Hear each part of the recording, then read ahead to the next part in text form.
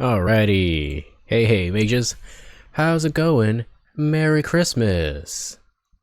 Happy holidays, guys.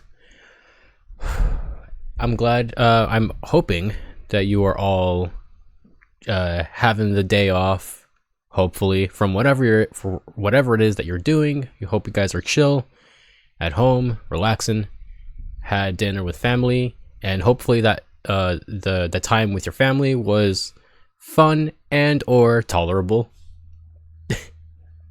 I had a pretty chill Christmas Eve dinner with my family. It was all fine. The one thing was like my mom brought in this random person, like her friend that she knows, and I'm like, I don't know you that much. No, I have to pretend to be like a proper human being then. But other than that, it was fine up until the part where my mom ambushed all of us by making us play a few rounds of bingo, to which I was not drunk enough for, but it was fine. I feel like bingo can be fun, but you have to be like really drunk for it. Not really drunk, but like drunk enough for you to be like competitive and like, I don't know, just be like really boastful about winning or losing. But yeah, fun dinner, fun time, and now it's Christmas and I'm having a chill day, so I want to have a much more chill night doing Gator. So we're gonna switch over to some Gator because it has been a while. It has been a while. I apologize for it being way too long. I'm pretty sure that there are people who watch the VODs are like, when is he coming back for the Gator? And I apologize. It's not that I don't want to play this. It's that setting up to play games on the PC, it takes a little bit more preparations and like cable switching, and sometimes I'm just not feeling it. I'm not feeling like, yeah, I want to play a Steam game tonight, right? It's always the console games that I play, because the console games are much more easy to set up and to like do testing and stuff. But now I'm here. I'm gonna try to catch up where I last was, which has been a while. I am not ready to see the date on my last checkpoint, my last save. So here we go. Oh no, it's been 3 months. Oh, it's been 3 months. It's been a whole season. I apologize for that in advance. Oh, not in advance. I'm apologizing right now. But now I'm coming back to it. Hey, Four Pigeons, what's up? Don't you have like something to switch the setup? So it's mostly just the cabling. Whenever I switch between console and PC, or console and Steam games, I always have to switch the cables up. I have to switch the camera and microphone to go to the PC instead of my laptop. Actually, this is the exception because I'm playing on a laptop. I'm playing on the laptop anyway. I don't know. There's just something with Steam that whenever I try to play using multiple monitors, it can get like really weird. I don't know how to describe it. It can get janky, and I feel like my PC is going to explode or something. Anyway, I think this is the last one here. This is from, September 22nd. This is, and I'm gonna try to catch myself up at the same time. So last time, there was an art competition. Inko has submitted an art piece. He's like, this is gonna be my best one ever, and he won, but it wasn't his art piece. It was Olivia's, but it was submitted under Inko's name, which is the weirdest thing.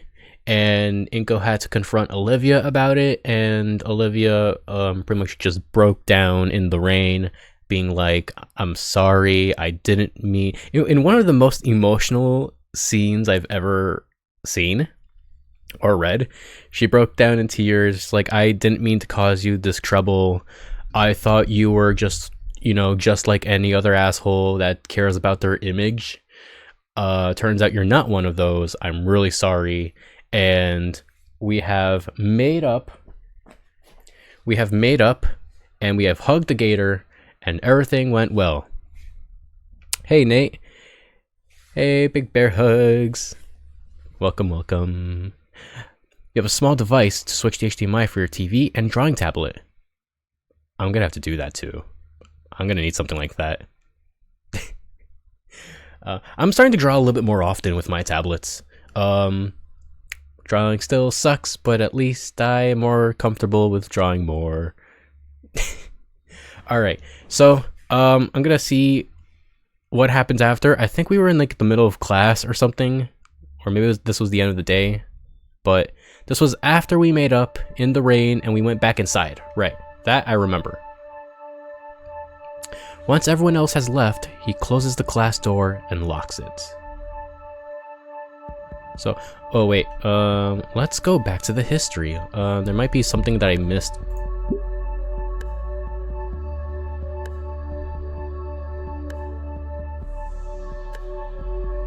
Okay, okay, we were in Ideken's class, and Ideken says, you stay, and he closes the little class door and locks it. So, care to explain? Explain, sir? He opens the door in the back and signals Olivia to come on out. Oh, this is great. I'm actually kind of glad that I stopped here, because we might actually get like a little catch up. Get a little summary of what happened. The mud, the drenched clothes, the declaration of sanctuary. I was having a bad day. She's looking a bit better, still drained, but she's not shivering. Her rat sits on her lap. Oh, I forgot she has a pet rat. And Ideken extends a finger to scratch under its chin. I can see that. He takes a seat against a nearby desk and waves a hand for Olivia to go on. When she doesn't, he shifts his hand to me. Well, I look between the two of them. Mr. Ideken's expectant leer and Olivia's pleading eyes. Ultimately, I shake my head in the negative. Nah, man. I just helped Olivia get out of the rain, that's all. No big deal. Of course. He is not taking that one bit. He slouches further atop the desk. Can I tell you some other time? Sure. Whatever it was, it looks like you've recovered pretty well. Olivia doesn't answer verbally, instead giving him a bashful smile and a nod. Was it about your work again? Yeah. Oh, this girl. He turns to me and points a thumb at her. You know, the work she's so concerned about absolutely wrecks the grading curve in my class. She's so great. She's so talented. Makes everyone else's work look like shite. For the sake of the other students, I had put a limit on extra credits assignments. Really? Wow. Yeah. Never before would I even consider such a restraint. Why punish someone for working too hard, I would think to myself. Then 4 years ago, this little green goblin comes rolling into my class. Half a semester and more than a few angry calls from parents later, my hands were tied. Young lady simply does too dang much. Wow, I've never seen him so animated. Olivia smiles, but doesn't look up from her pet.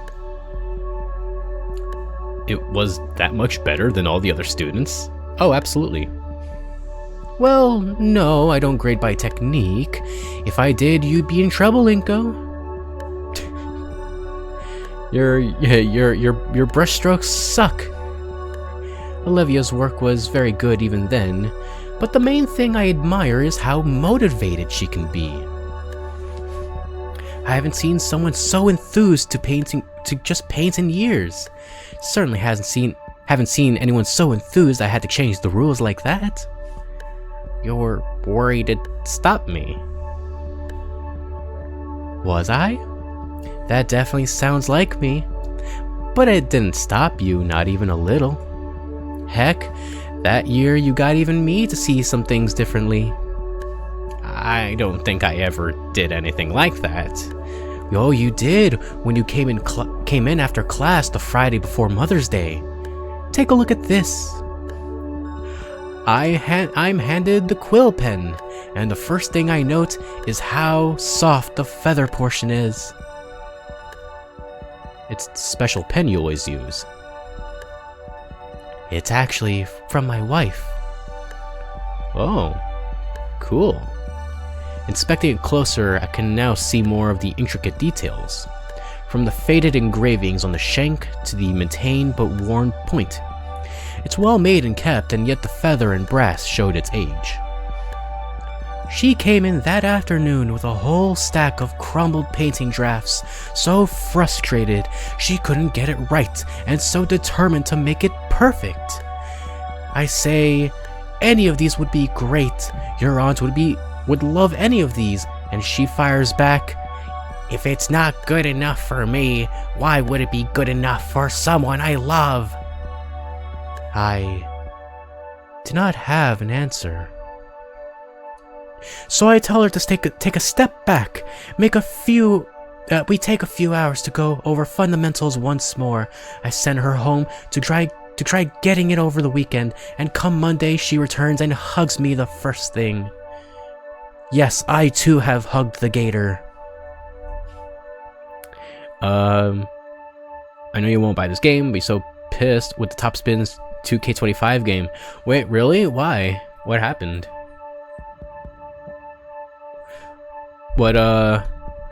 What's wrong with it? It's funny, I was like, I remember I was like, I don't care for any of these sports games, but for the sports game of the year, but I'm like, I'm gonna vote for the tennis one because that one's different. That one's like, we never had a tennis one in a while. But yeah, what's up with it? That Friday night though, what she'd said was on my mind. I talked about it all night with my wife. Then that morning I decided to make a change for myself. You have to be too perfect with the strokes? Oh, that's not fun. That's actually really not fun.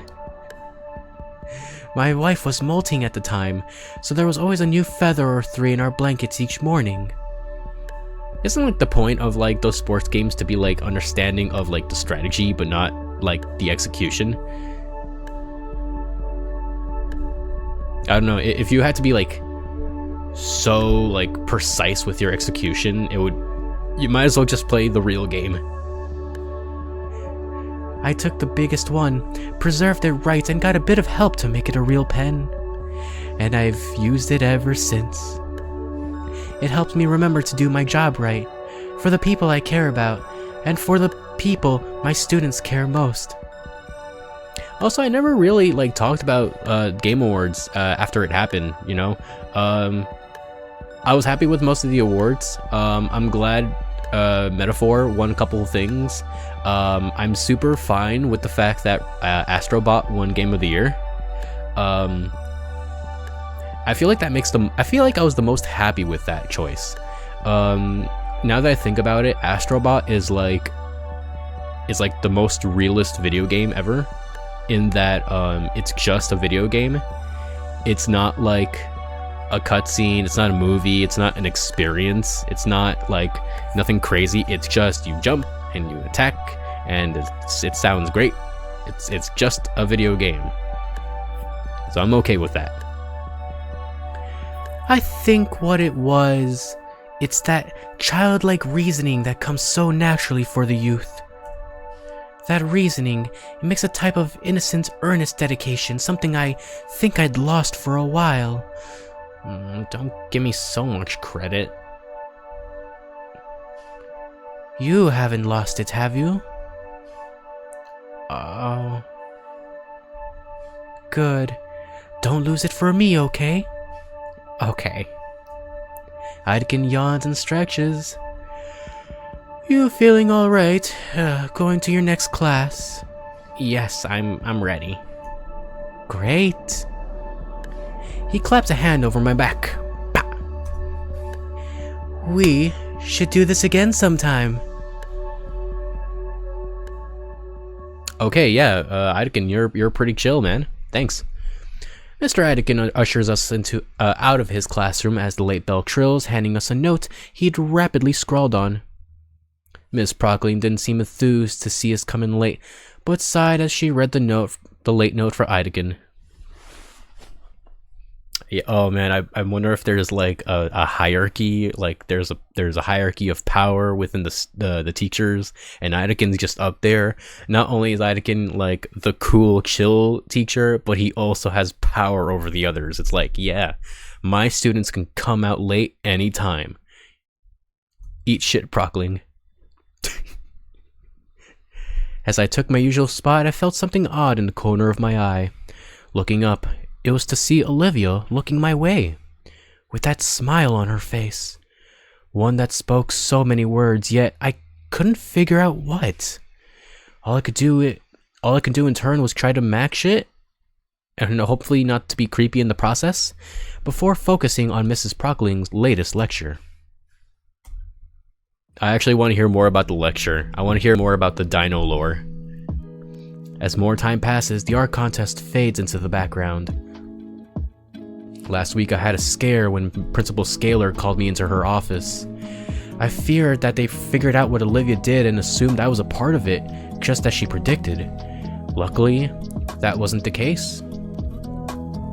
Instead, she wanted to inform me that they had no leads as to who'd done the swap, and since it was tampered, it'd be removed from the contest. No skin off my back, honestly. And I'm guessing for Olivia, no harm done.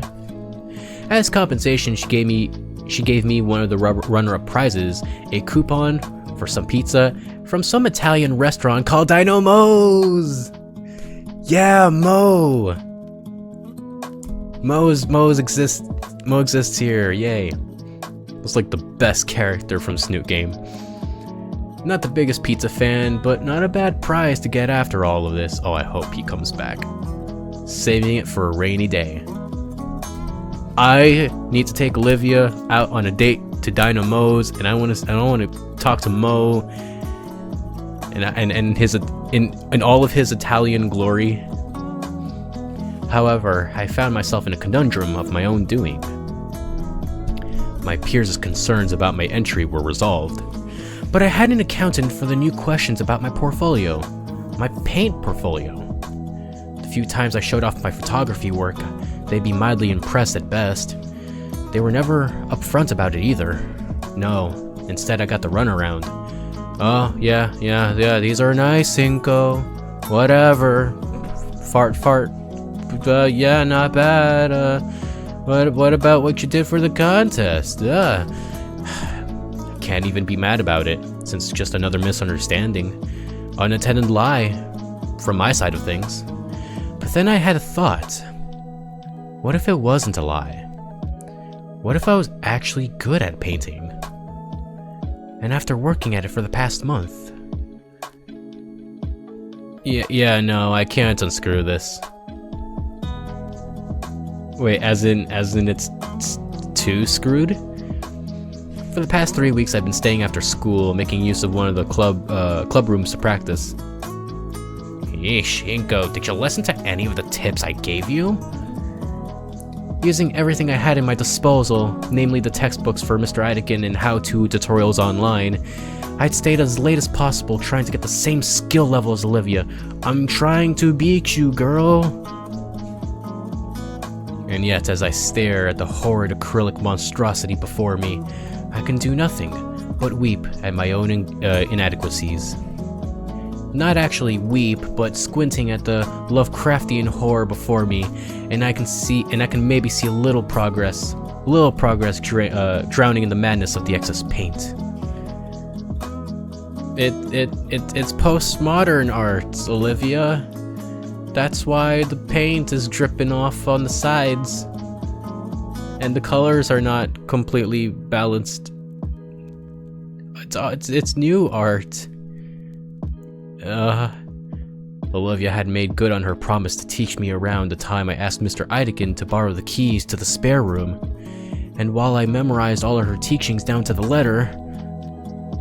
What am I even looking at? Are you trying an abstract sort of thing? That's the joke I just made. It was an attempt at a self-portrait, actually. Oh, damn. Oh. Could probably post it online and some rich asshole would buy it. Just pretend it's an NFT, you're selling crypto. Is that good? No, it's not. No. Never trust the opinions of people on the internet. You hear that, guys? We should all learn from Olivia. I learned that the hard way. Oh. After a brief period of awkward silence, I let myself collapse on the stool behind me and toss off the oily apron in frustration. At this rate, I'm going to be a double fraud or something. Ugh. No. Maybe something good can come out of this. I don't even have the energy to get angry. Probably looks better now, at least. How did Olivia get so good at this? Also, can we talk about how she's so open now? With just expressing her opinion at me? Olivia, please, you gotta have some actual advice for me. I'm dying here. She quietly hums to herself, slipping away a notebook she had splayed across her lap into her nearby bag. Well, when I want to draw, it's usually because I have got something on my mind. What, like inspiration? Yeah, kinda. More so that I envision something, and I want to put it on that canvas. I want to put that on canvas. Like a muse. Oh, duh! Hey, Damien! I'm glad you could be here to spoil the moment. The door of the studio flies open and Damien quickly storms inside. My good old himbo. That much I remember you. You're just a good old himbo.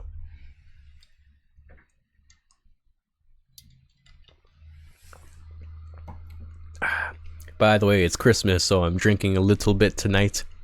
The beverage of choice tonight is Arizona fruit juice cocktail mix. No actual cocktail, no actual alcohol, but I mixed it in with some rum. It's actually tasty. It's Arizona's chilsicle juice. It's not as sweet as I thought, which is great. Anyway, Inko, Olivia, you guys are here. Are you guys here? He takes heavy breaths as his vision darts around the room. After a moment of surprise, I raise my arm to catch his attention. Hey, yo, over here. Damien, what's wrong? The hyperactive I almost read that as Dilphosaurus. Like Daddy Dino. The hyperactive Dilphosaurus spots me, taking a final breath before jogging over. Guys, I need to ask you something. Why, is everything alright? Is something happening? I can't help but panic. I've never seen Damien this flustered. Do you want to come to the arcade with me and Liz? Oh. Wait. Are you sure? But Olivia, are you sure? Is that it? Yeah, that's what I said. Wait, when was this decided? Yeah, I thought something bad had happened, like someone died or the contest. Something like that. Nope, just asking. Liz already has the car prepared and everything. Oh. Probably should have expected that, but still. How do you know we were here? I didn't. I just kept opening doors until I found you two. I'm a himbo. I've been at it for a while, actually. Damien and I dart to the canvas that lies on the floor next to me. Don't pick it up. Oh, you working on your next masterpiece? Ooh, painting sideways is probably one of your one of your trade secrets, huh?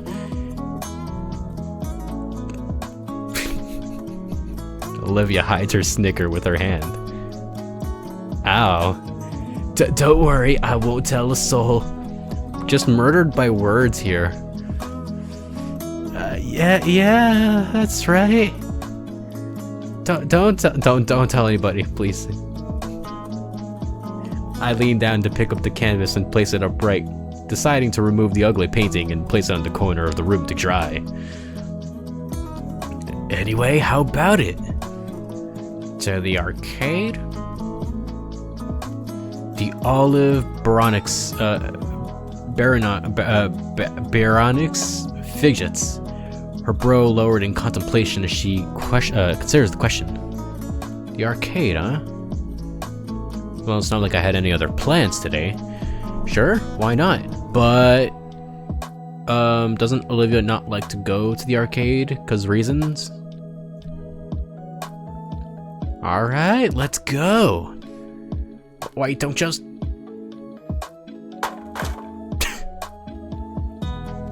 she doesn't like it.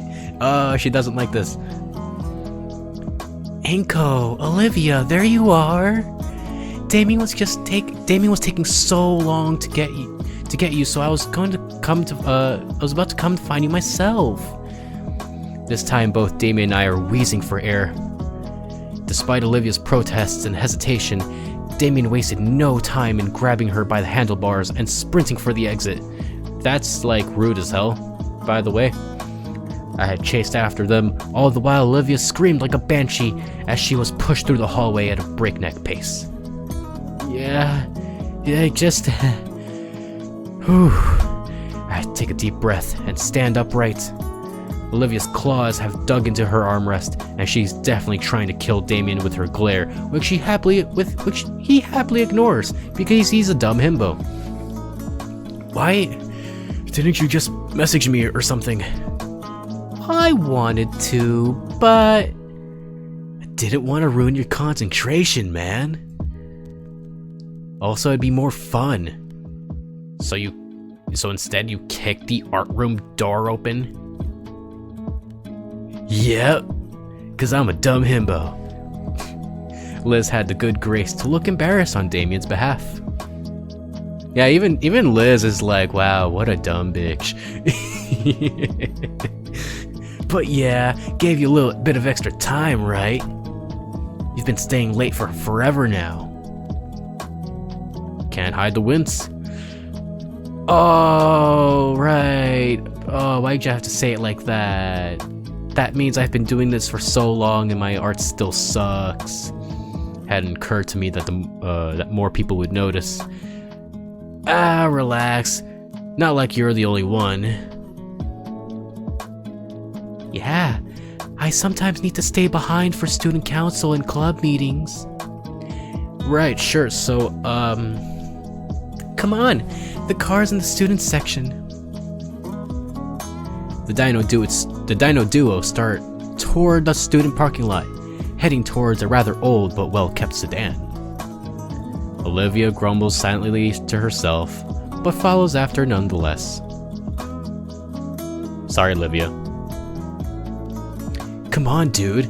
It'll take a few minutes to get Olivia in and then 30 to get to the arcade. It won't take that long, damn it. Olivia huffs and wheels herself to the passenger side, opening the door for herself. Do you need any? It's fine. To punctuate her statement, Olivia uses her strong arms to lift herself on the armrests.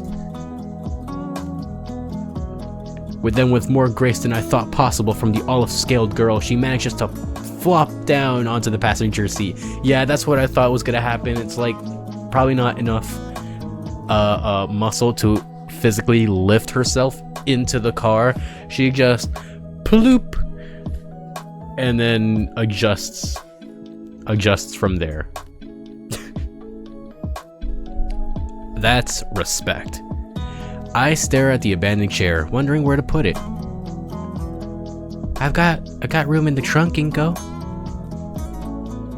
Clunk. The trunk lid pops open with a heavy thunk to punctuate that. It takes me more time than I'd like to admit to figure out how to undo the locks to actually collapse the chair, but once it's done, I'm able to slide it into the spacious storage area easily. Damien had already hopped through the window of the front passenger seat by the time I'm done, as if he practiced the maneuver. What a dum-dum. What? No, what a himbo. It's like, you're hot, but you're also dumb. Clack, clack, clack. I simply open the door behind Liz's seat and watch as a pile of soda cans empty onto the pavement below. That's gross. Sorry, those are from this morning. Just toss them into the back seat, dude.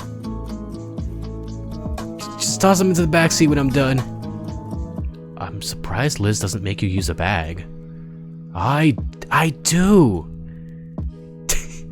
Damien pulls up from an overflowing plastic bag as if it were a trophy. Why haven't you tossed all these bottles out already? I'm saving them for a project about recycling. Plus, I'm also going to use a couple of them for a sculpture. Saves me the trouble of going out and finding aluminum. You could also just buy one of those Costco or warehouse box of cans or whatever. Hey, Drinks Glue, what's going on, my dog? Merry Christmas. Happy holiday.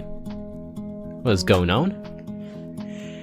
And I get to drink as much soda as I want. Again, all the more reason you guys should just go to a Costco or a BJ's, whatever. Just buy it in bulk.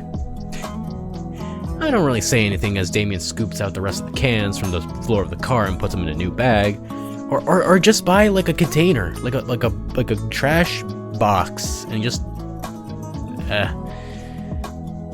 Don't really say anything as Damien scoops out the rest of the cans from the floor of the car and puts them in a new bag, which he then stuffs in the car's trunk before giving me and Olivia a thumbs up. Hopefully, that soda residue doesn't touch Olivia's wheelchair, because that would suck. Alright dudes, we're good to go. Oh my god, I even imagine him just giving a thumbs up in in the rear view mirror just to everyone. Oh my god, what a stupid ass. What a dumb, hot bimbo.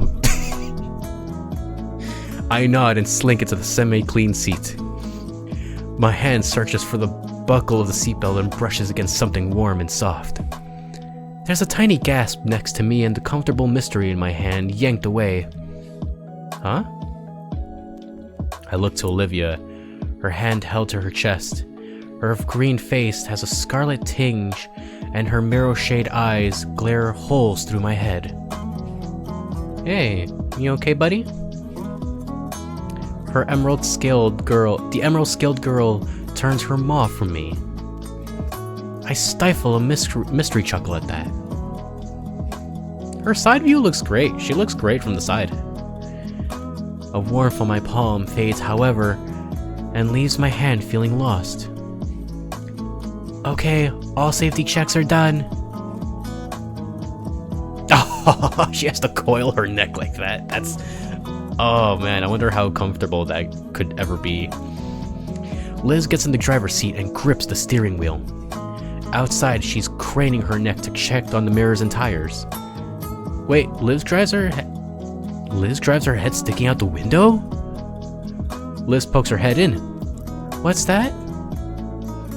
Her neck snakes inside and coils around the hook in the middle of the car.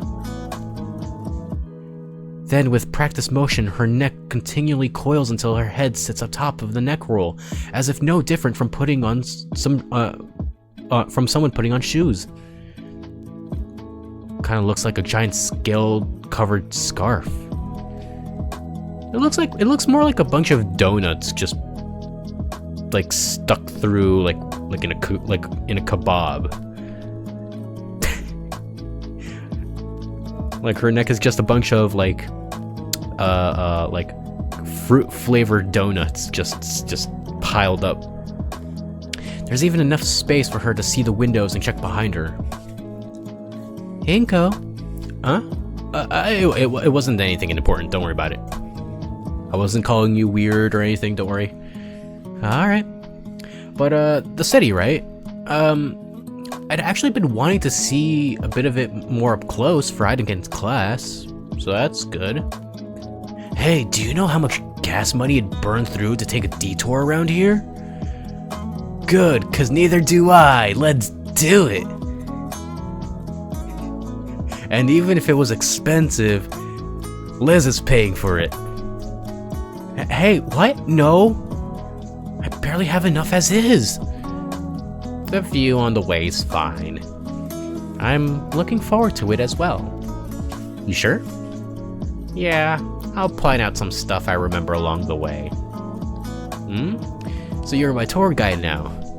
Hey, don't make me change my mind. Glad that's settled. Everyone's buckled in, right? Liz pulls away from the school parking lot, starting down the opposite direction I've always entered and exit. Weird to think, but the edge of my world was as close as a right turn out of my own school. Then again, I still haven't been living here long.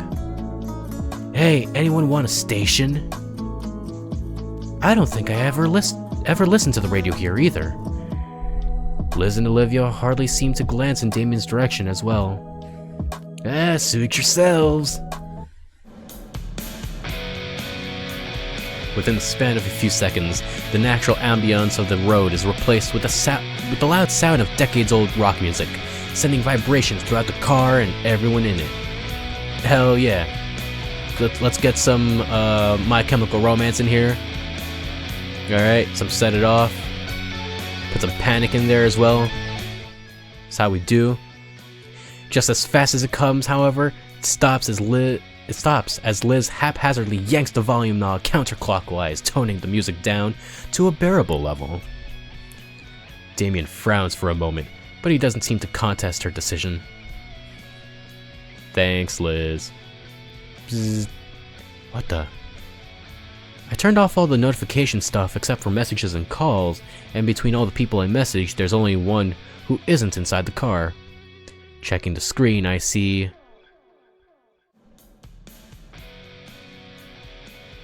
Bro. Any song request, man? Seriously? I don't know, Damien. So long as it isn't twangy country music. You know how the same all the country music sound. Sure. Wait, you've been texting? How long? Yeah, since like the first week of school. Why? What the heck, dude. Let me see your phone. I handed it over, open on the contact creation page. She taps the first few numbers and pauses. Then she sheepishly yanks her phone from her coat pocket. She doesn't know her own number. Olivia finishes tapping her number in and hands it back. She's entered herself as Live Long. That's pretty good. Huh. Sounds vaguely oriental. Sure, but that's a good nickname considering. Bzz, bzz. Test. Yep, got it. What is that? What is your icon? It's something. It's on fire, but I don't know what the thing is. Bzz, bzz. Alright, yeah. Hell yeah. Well, that was uncalled for. That's why I sent it. She giggles at her own joke, and despite being the butt of it, the mood in the car is too high to hold it against her. She likes me, and it's going great.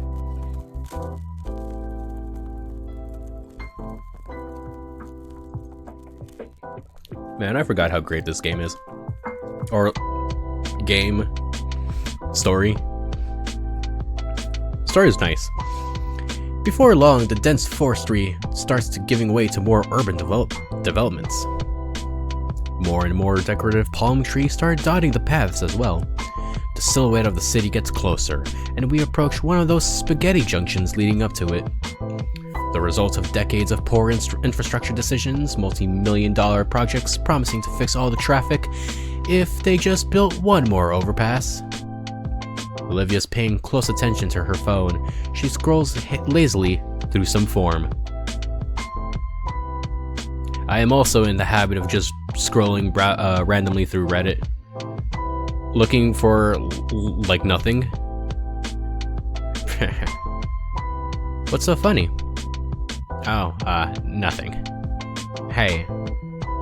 Lizard Lounge?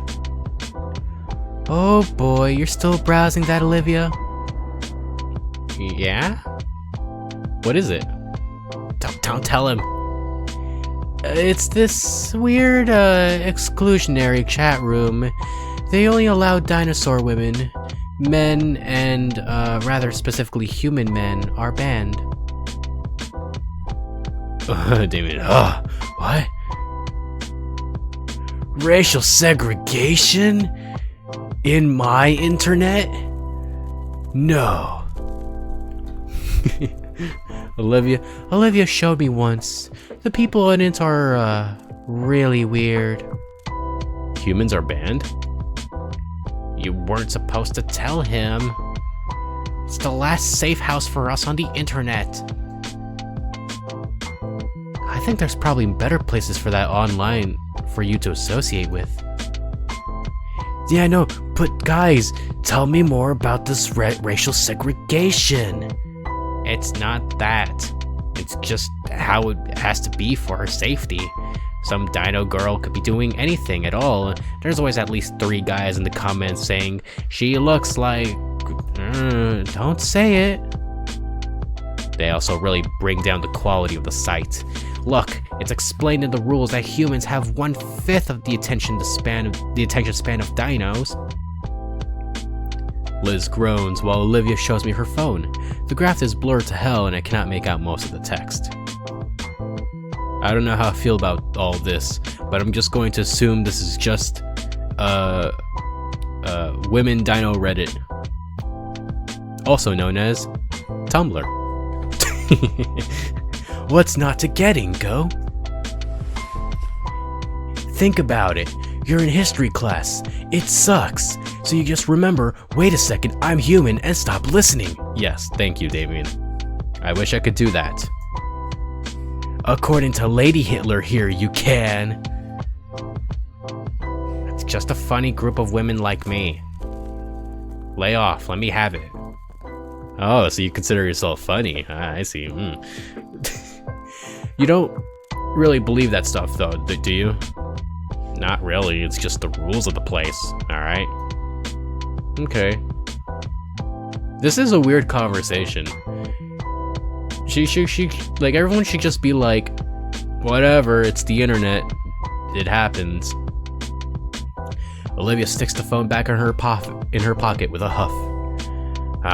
Was the ride to the arcade always this long? I think we're just about 20 minutes away from the arcade still. Don't worry, Inko, the water fountains are integrated. Great. So stupid. Shut up. Damien cackles to himself. Alright, I hope the place still sells those hot dogs for just $1. There's no way anyone anywhere sells hot dogs for $1 anymore, except for Costco. Those people are insane. You can still get a hot dog and a soda for like what, $1.50? And a whole chicken for still $5. Yeah, but they did. It was great. Olivia and I would save our lunch money to just go there instead after class. A part of me is like, actually sometimes I do this. I personally don't have a Costco subscription, but you don't need one to go into their food court. So sometimes, or not sometimes, like every once in a while, like Blue Moon, I would go into the food court at Costco just to get myself a large pizza to take home. Because their pepperoni pizzas are always so good, and they're always just $10, which is insane. And so I'm like, screw it. I don't think I'd trust it if it were that cheap, honestly. Come on, you ate a dog off the floor. Damien, shut your mouth. That's different. Floor dogs are tasty. Damien fills the air with old tales of his and Olivia's adventures in the arcade. She occasionally chimes in to correct she'd occasionally chime in to correct him on whatever over-embellishment. Even as the last remnants of suburbia melt away and skyscrapers overtake our view of the outside world. Finally, I'm in the big city.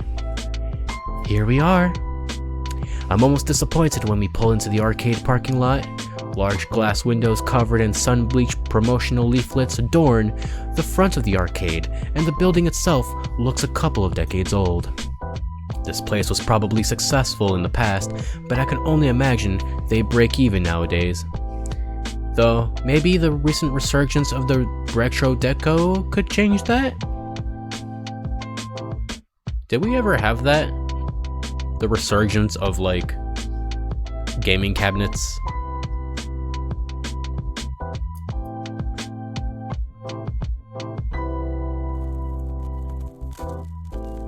I'm not too familiar with arcade games, gaming cabinets. I was like, I grew up in the late 90s, and there was never ever any arcades nearby where I lived, so I've never had the experience of actually going to like a proper classic arcade, which is unfortunate. Maybe if I did, I'll be more into fighting games, but I'm not. I could show you more on the return trip, come on. Oh hell yeah, stock footage. Stock photos. This and Snoot Game have the best stock photos. Guess she must have seen my brief hesitance. Liz unlocks the trunk and I hop out to get Olivia's chair. As I attempt to heave the thing out of Liz's trunk, it takes considerably more effort than I'd like to admit. Now, how do I unfold this blasted thing? I think there's a release button. Fool! As I checked to make sure all my fingers were intact, I could see Olivia snickering through the passenger window. Inko-san, you have much to learn. Observe. Olivia makes sure the brakes are held and heaves herself over in one motion. The chair is forced open by momentum alone with a loud crack. Wow, she just told him to get good. She gracefully rolls by me, tongue stuck out in smug victory over my ineptitude. Ready. Also, eat shit and go. Sweet. Damien hurries us inside, and I can tell he's the most excited to be out here. To be here out of anybody.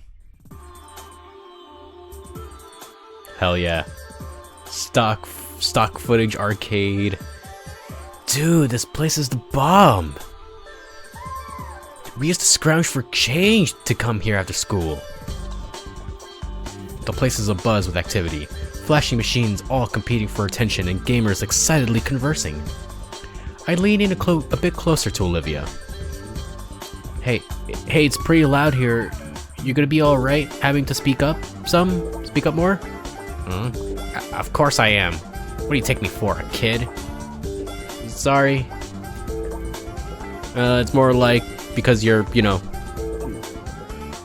down, and everyone is big up. I appreciate the concern. Liz scowls as she peels her boot from the floor with a loud shtick. Ugh. Damien, you could have warned me about... Damien's taking off toward the nearby coin machine, fist full of bills at the ready. What? What, she stepped in poop or something? I could have told you too. I've been here before. Oh, okay, okay, I got you. Okay. So why didn't you warn me about the stickiness? Olivia shrugs. I don't know. Get good. Liz's head lowers to bridge of snoot pinching levels. Well, you two did kind of drop this on me at the last minute. But I still remember this place pretty well. Great! You can show Inko around. I'll go with Damien. Liz meekly puts on her pointer fingers together as she looks towards the salmon-frilled teen. Oh, those two-player gun thingies look fun to try out. You mean the light gun games? Yeah, those ones? Can't put my finger on it, but something tells me that Liz was banking on splitting apart from the start. Though, it would give me some ample opportunity to have some alone time with Olivia, so I appreciate that. Also, I should try to save more often because this game is prone to crashing. You know, so yeah, spend some alone time with Olivia. Try to get to know her more, of course. Liz, I think I broke this one's joystick.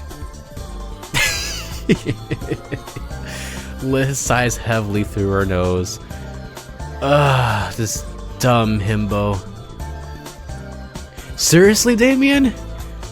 We just got here, man. Olivia's like, yeah, this is normal. Oh, come on. It's perfectly even and fair. Sure about this, Liz? We could all just stick together. The long-necked dino looks around the arcade nervously. As much as I want to protest the suggestion, it might be for the best. Liz wants to stick with Damien, probably to make sure he doesn't do more damage. And Olivia knows this place well, so she'd know all the best games. We've already been spending time together after school, so why not? I'm not against the idea, just Alright, glad you agree. Liz takes this as her cue to leave, as she quickly pulls Damien away deep into the arcade. Meanwhile, Olivia begins to roll ahead, but stops and gives me an annoyed look. This is like really nice music, by the way, of like arcade, you know, games, casino stuff happening, like lively stuff happening. Come on already. Right. As soon as I step closer, Olivia resumes her casual roll down the aisleway. Olivia's eyes seem distant as she looks over the various game cabinets in the room. Alright, what are we playing? We're playing some DDR? Oh wait, no, we can't play DDR. Silver Iris dancing to and fro, a soft hum resonating from her mouth. I try to follow where her gaze lingers, but she seems constantly drifting to somewhere new every other moment, while deep in her own thoughts. As we carry on slowly, the creeping awkwardness in my stomach gnaws away at me. I have no clue what to do right now. The point of this excursion was to relax, but I'm basically on a date with this girl. It feels rude to interrupt her, but she definitely knows better than me. Say, hey Olivia. My voice brings her back to the current moment with a start. Her hands maneuvering, her chair, look around to look at me fully. So, what game should we try first? Baryonyx shrugs her shoulders. Anything. No DDR though. Obviously. Oh my god, I just realized I can see the vending machine for Boss Coffee in the background. That's awesome. This is totally it's totally a Japanese arcade. Okay, then what about one of your favorites? My favorites? Yeah, you used to come here all the time. I'm sure you got some you prefer, right? The look of surprise from her is quickly hidden by her turning her chair back around. Fine, my favorites then, my favorites. She pushes her wheelchair with purpose towards a particularly large screen in the corner. Looking at it closer, there's a large block connected to it, and dull multicolored sticks hanging off the sides with wires. Ah, damn it. Huh? I look up at the title above the screen. Ruin Robbers? The more I look at it, the more I see where splotches of fresh paint barely cover poorly done marker graffiti. Aw, that sucks. Olivia's pout is so prominent as she glares at the base of the funny-looking block before the screen. They updated it. So it should be better then? No, because you can't use the exploits that she was going to use. Right?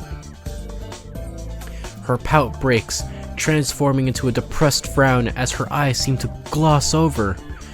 I follow her gaze to the metal plate at the base to try and better understand. The machine looks pretty well maintained.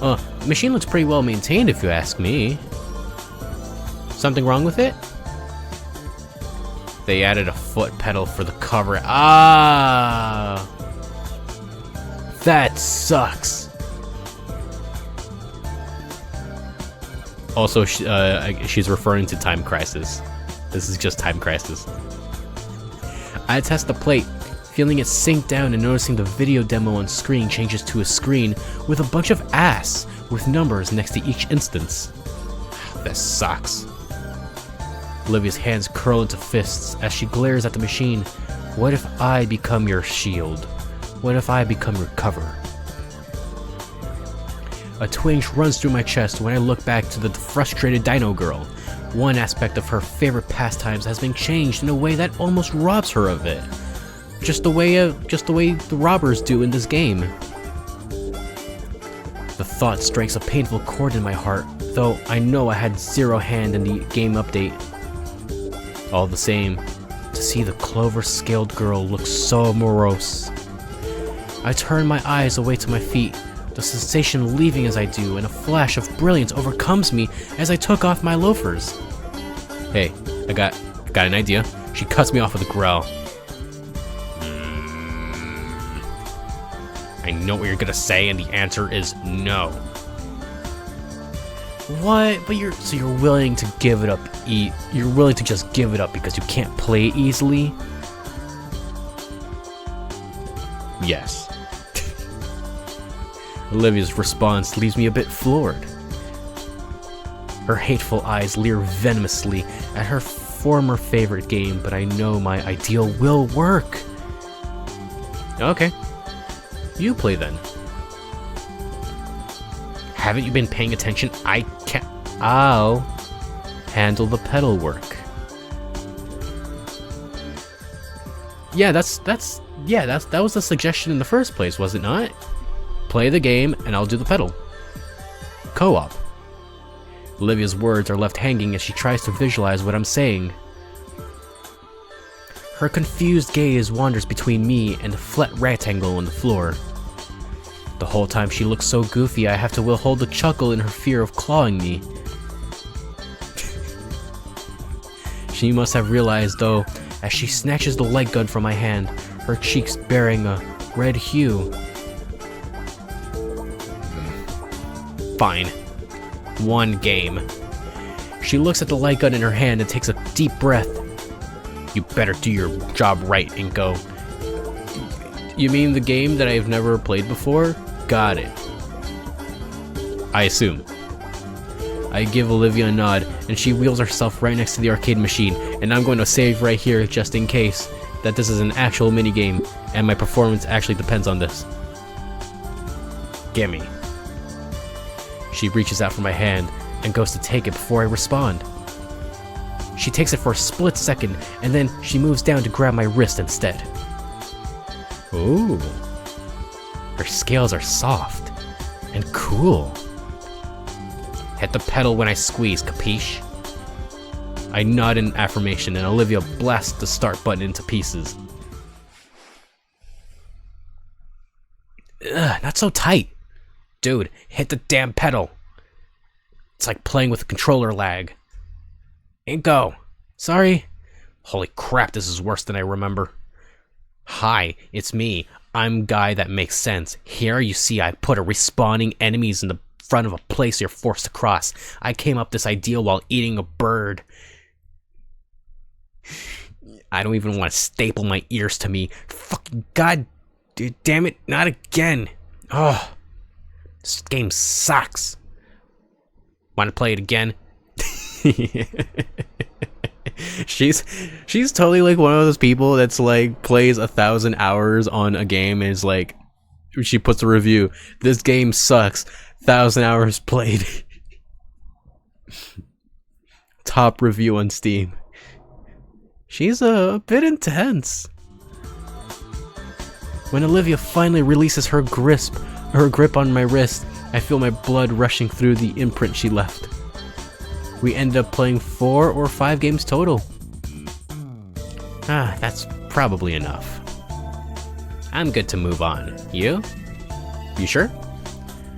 I don't want to keep you here all day. Olivia looks over to the machine one last time before sliding the plastic gun back in its slot. I'm still a bit disappointed they changed it, but thanks. Alright. Alright. There's better games around anyway. Let's go. A stray thought from before I really got to know Olivia careens to the forefront of my mind. Sometime along the way, people started calling her Hot Wheels. I don't really remember who or when. But I do know it's proof she's got that fire in her. Fire in her.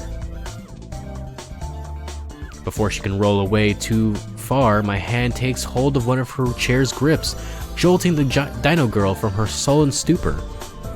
Hey, say, I've got an idea. Hot Wheels. Why don't we try the fighting game you were so good at? Fighting game? Olivia's jaw clicks shut, and her hands are wringing together tightly, just like, Yeah, arcade cabinets can't change, right? I mean... Her gaze turns towards the opposite end of the arcade, and I can hear the loud hollers of competition from here. Come on. Come on, Hot Wheels. What do you say?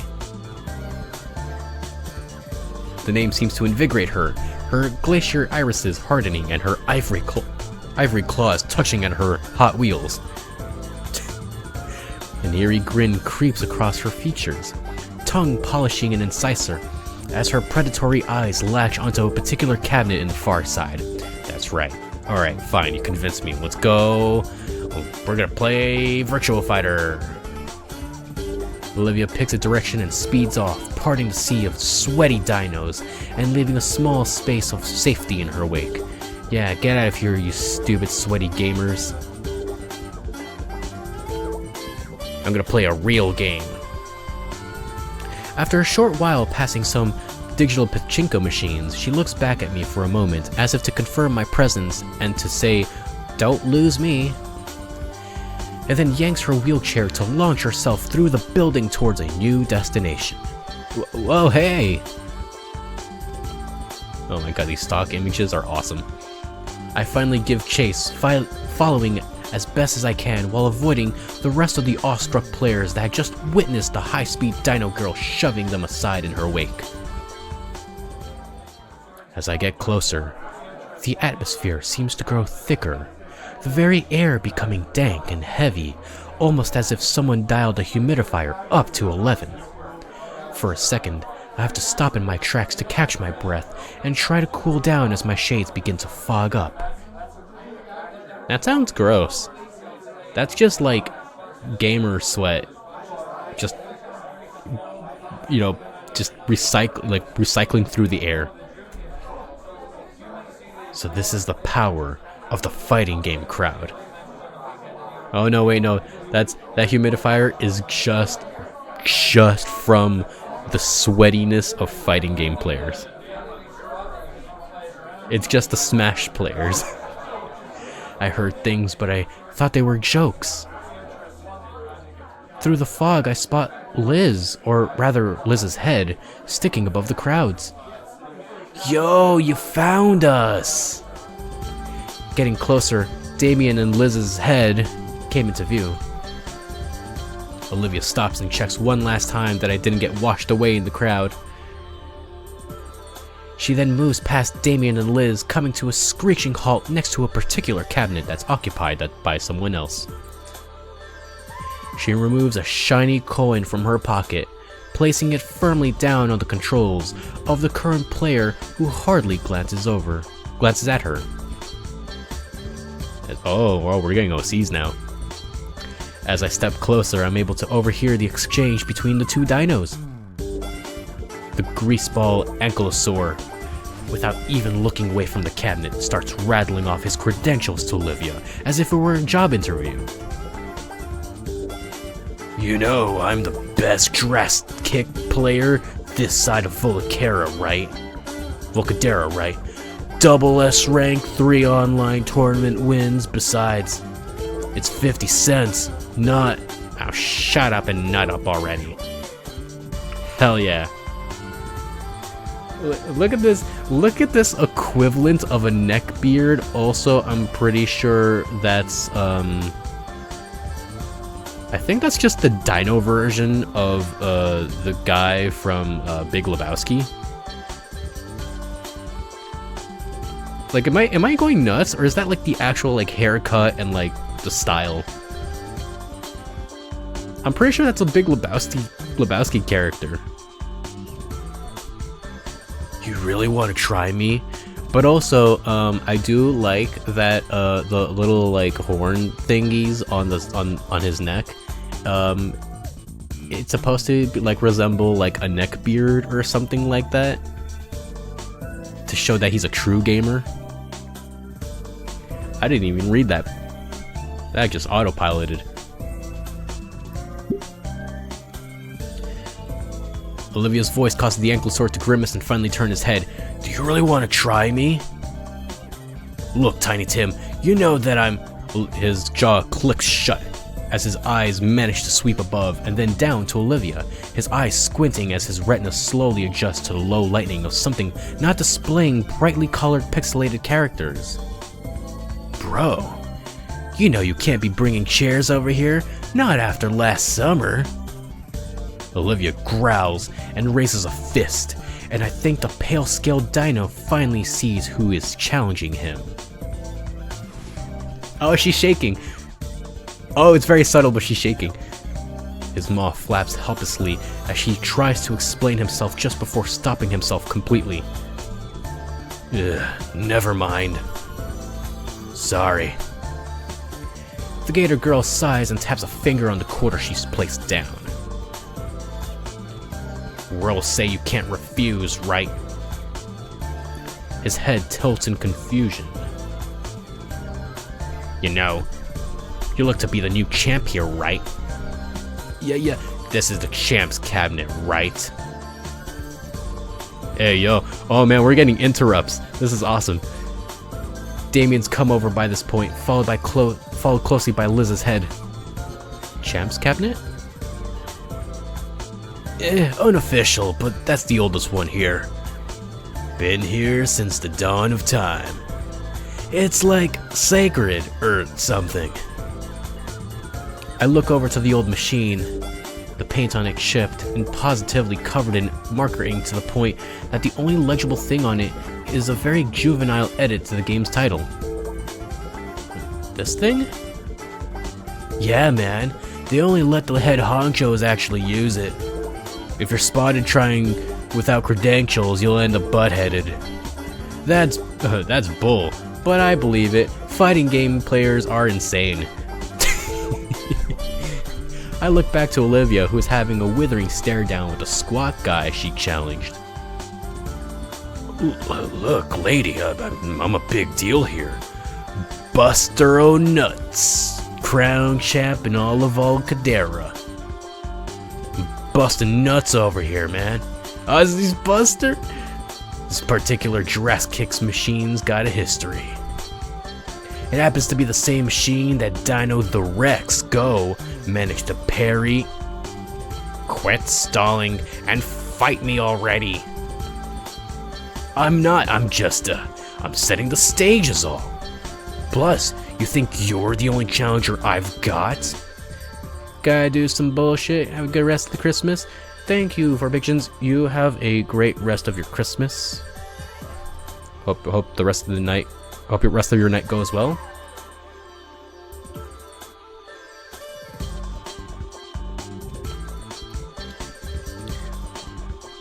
Also, I in particular started a little bit early. I was gonna start earlier because my plan was I was gonna make up like 3 streams worth of this game. But I had some stuff to do earlier. I had some chores. But I still came in early, so I'm planning to do at least 2 streams worth tonight. We're just getting started. I look around, noticing that there was now a group surrounding us. On my title as champion, I'll take all corners now. A hushed whisper goes through the crowd. Finally, form a line now. Okay. What an asshole. Tallest to smallest. Oh, what an ass. What? No cutting. Oh, heck yeah. Oh, we're gonna wipe the floor with you, Buster. I mean, I'm not gonna do anything. I'm just gonna watch. Wait. What? I don't even play video games. And I'm not really a gamer either. Oh, he's not. Oh, right. That's Amon. Amon was the gamer. He's not. Too bad.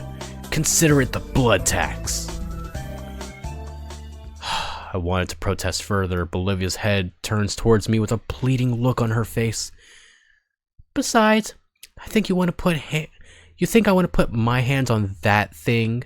Who knows where? We're in. We're doing it. Team up. Inko!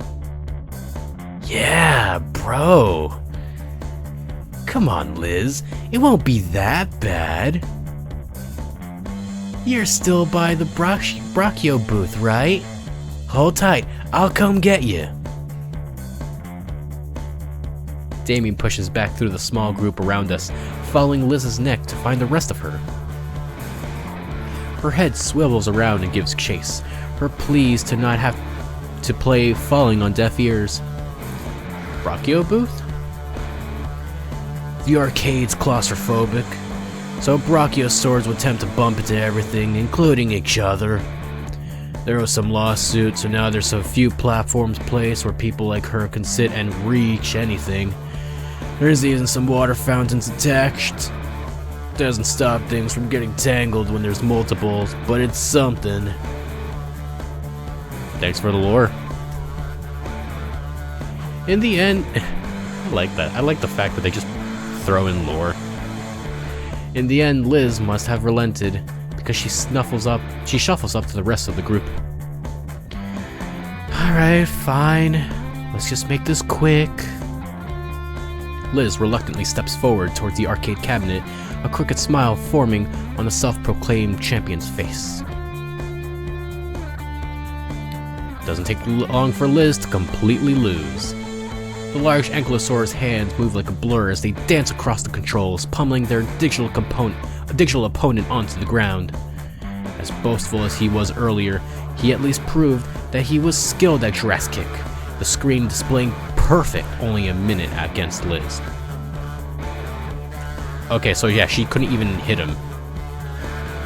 Liz crosses her arms and starts heading back to the old seat in the booth, head and toe with a pout. Buster leans his head back against the clasped hands to make a show that it was no big deal. Next victim. Damien struts to the cabinet and jams his hands in his pocket for his first change. Is there a whole piggy bank in there? What are you doing, bro? Haven't seen your group around before. Tourists? Huh? Oh nah, Liv and I used to come here all the time. Life's been tough, you know, so we got some friends to come along this little trip down memory lane. Lighten the mood a bit, you know? This place hasn't changed much in years either. Aha! He hoists the quarters high and jams them into the slot. Once more, the screen lights up and the character selection music busts in. Buster considers his selection and ultimately chooses the same character. Great. What was that? What was the death? Wait, what happened before that? Damien jumps on buttons and picks his right after, and what's with the death glare? Damien just picked a counter to his character. Probably expects all of us to be beginners. Nice. Buster does seem a bit more tense now. Been a while since then though. Her explanations cut short as her words take on scratchy quality to them. Hey, you okay? Why, I'm fine. I can go and refill your canteen pretty quick. Sure, thanks. She reaches behind her and unhooks her severely dented water bottle from her chair. There's something to look into for Christmas. That Buster guy said that there was water by the Brachio booths. Although I can't imagine the water here is very good. Christmas, what? What am I thinking? I haven't gotten anyone a gift like that before. Focus and go, you're just getting some water. Don't worry about Christmas. Christmas is now. I head deeper. Is that actually DDR, like right behind him? I head deeper into the arcade towards the center, passing through the aisle lit by game screens. You guys are done already? No, I'm just refilling Olivia's bottle. Guess I'm gonna miss Damien's match. Say, Liz, the sticker here, what is it? Her head comes in close as she eyes the weird brand on the canteen. Oh, that's from some really old show. Like back in the 90s old. Don't say back in the 90s old. I'm back in the 90s old. Why? Just curious, is all. Well, I never really asked Olivia about it. Maybe I should. After all, I think I recall watching a video essay about it once. Though I could never really get into the older stuff, the animation always looks so choppy. That's the good part about it. Recapping the bottle, I lead Liz's head back to the fighting game section. It's surprising that Damien and Buster are still playing, this time both of their hands slamming furiously on the controls. The crowd has even formed around the duo, exchanging low whispers as they watch the old CTR screen. I pick out Olivia at the front of the crowd, close to the cabinet, so she's able to clearly watch. Excuse me. So she's able to clearly watch. She's hyper-focused, to the point that when I swish the bottle in front of her face, she just leans over to keep watching. Evil it is, then. I hold the canteen above her muzzle, and she carefully tip it over until a few drops fall on her face. Oh, and I carefully tip it over until a few drops fall on her face.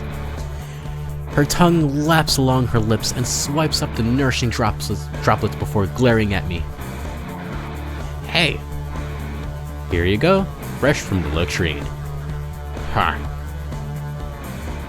She takes the bottle and downs most of it right away before clearing her throat. Thanks. And I'm gonna do the same thing.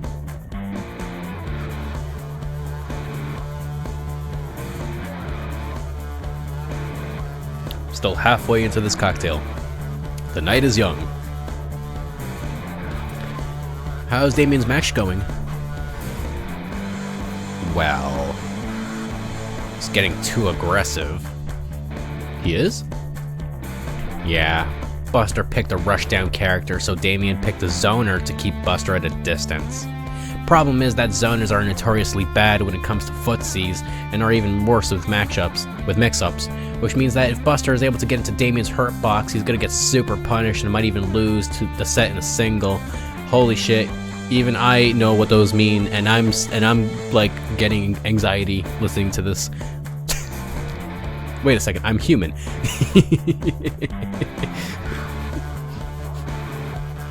Is this a dino thing? No, this is a sweaty fighting game thing. So, Damien has to keep his distance. It's not looking good for him. Oh, crap. By the way, these are interrupts. I'm not fast forwarding. Olivia and I watch from the sidelines as over the next few minutes, Buster pulls off an impressive series of moves that crush Damien's character into the ground. Almost like he was waiting for us to get back. Wow, you actually knew how to play. How close was it? Was it like match point? Buster jams an accusing finger my way, as though marking me for death. You're next. Literally death. Next victim. Damien's expression carries a hint of disappointment as he steps away from the cabinet, but he quickly peps up and reassumes his usual jovial self.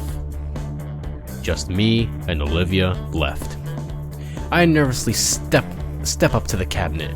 A plethora of characters in various fighting poses stare back at me, each with their own promises of victory.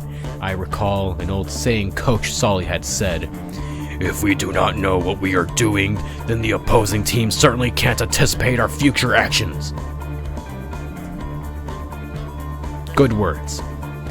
I tap my joystick over till the large question mark on the middle of the screen is highlighted to the astonishment of spectators and my visibly nervous opponent.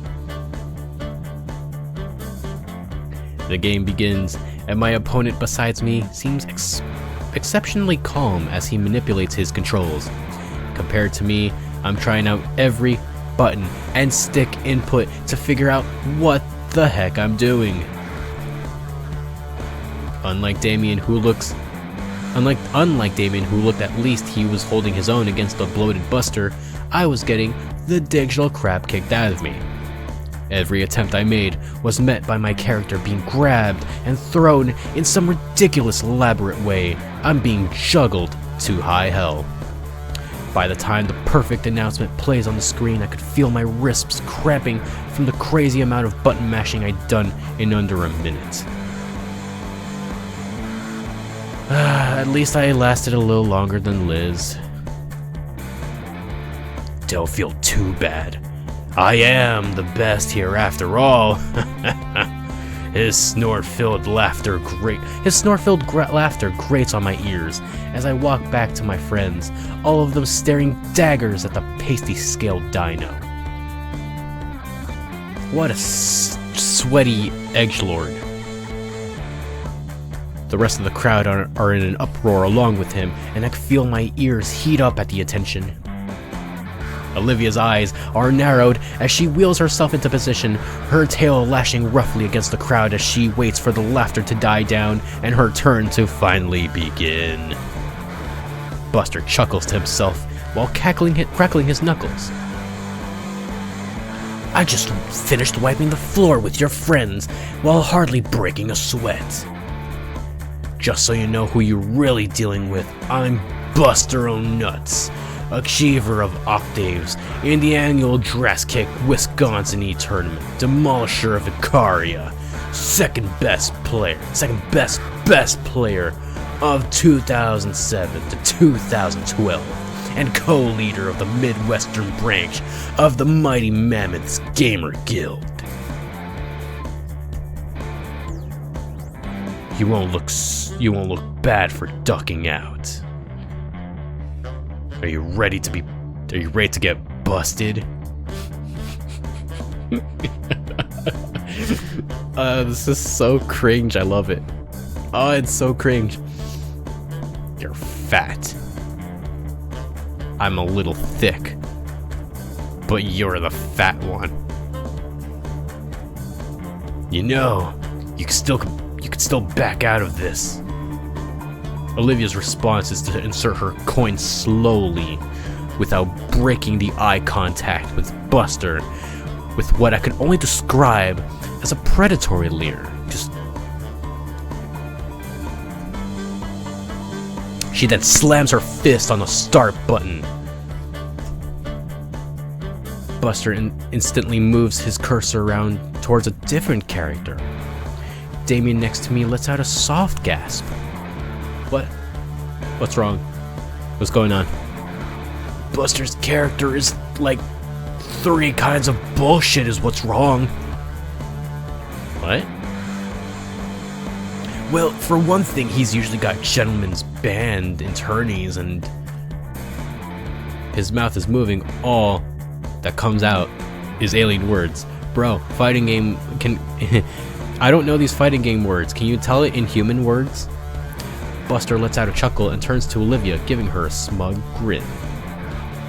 Olivia doesn't seem fazed by Buster's character choice, clicking her joystick lazily. As soon as Olivia picks her character, the game's announcer blares the name aloud. Wani Long. Damien turns to look at me. The excitement in his face is overbearing. Oh, that's Olivia's main! Oh man, this is gonna be a hell of a fight if Olivia's breaking her out.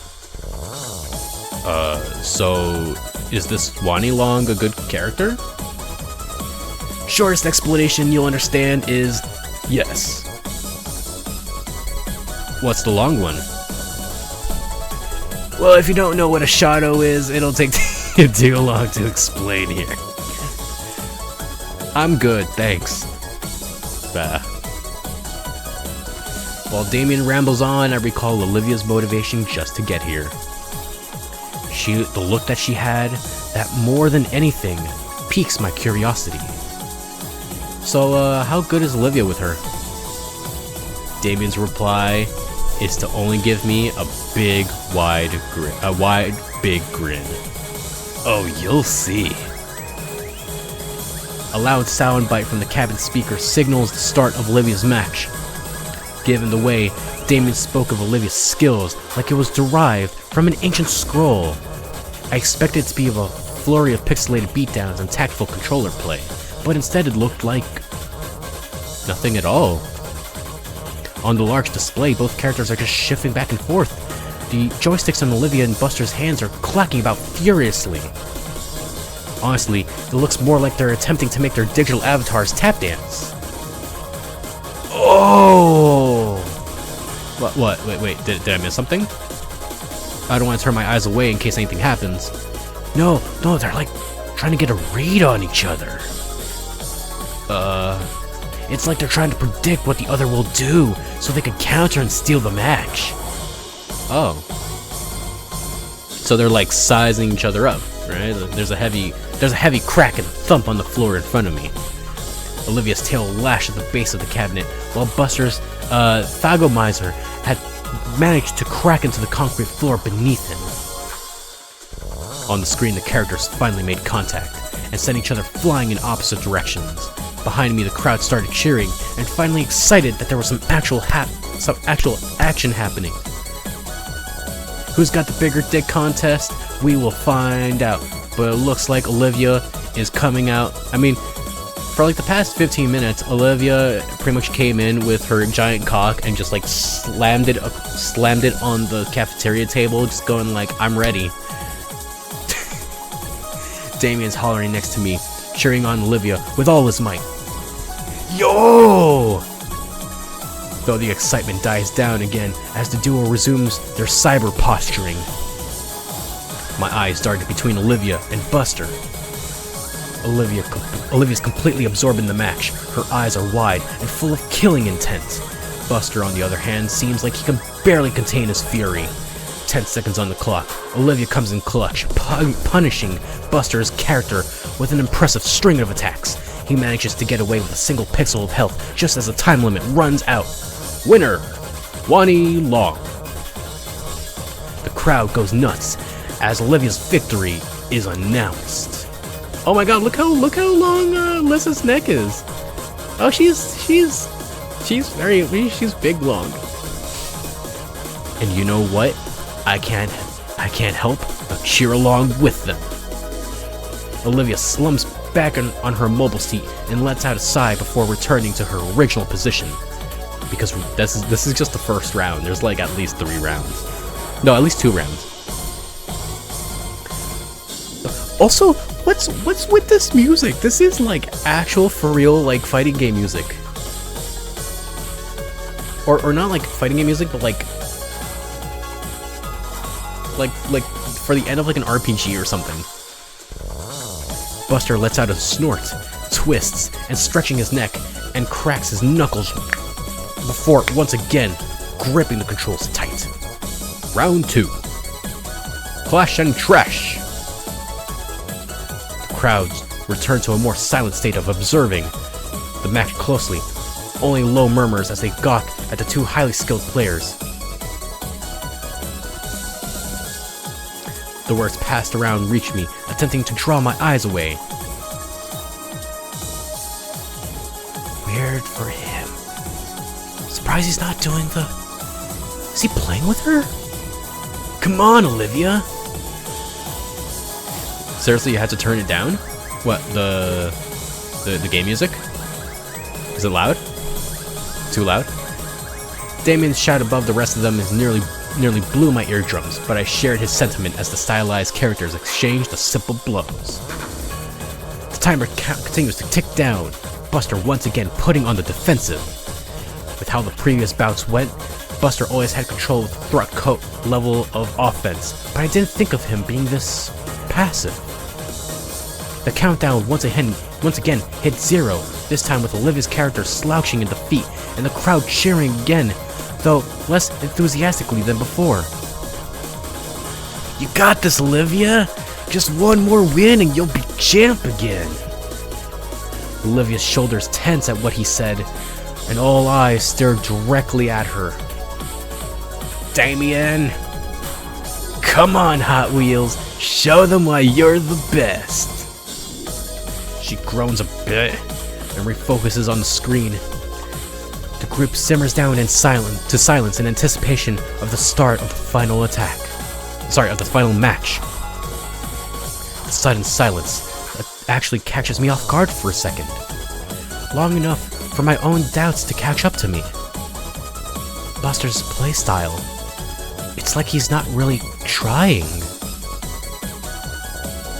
The match starts, and hype flares right back up. That's stupid of me to even think. He's a gamer bro champion type. He's got way too much to lose. And yet... Hey, Damien. Yeah? Do you notice anything off about how Buster's playing? You notice it too. Guess I'm not just paranoid then. Like, I didn't really watch her match, but he was always so passive. No. But like, these two are crazy good, so maybe this is all about mind games? As if he was going to throw the game and let her win. We glance back on the ongoing battle happening on the screen, and I take notice of Buster's hand movements. As Olivia launches her character into a furious combo, sure enough, Buster hesitates just enough to let his fighter get hit by the first blow. That's brilliant timing. This is crazy. This is insane. I have no idea what's going on. I don't know fighting games. Huh? But then it hits me all at once, like a freight train. The way Buster was looking down at Olivia, how he didn't want to take her challenge, all the excuses he was giving. He's a virgin.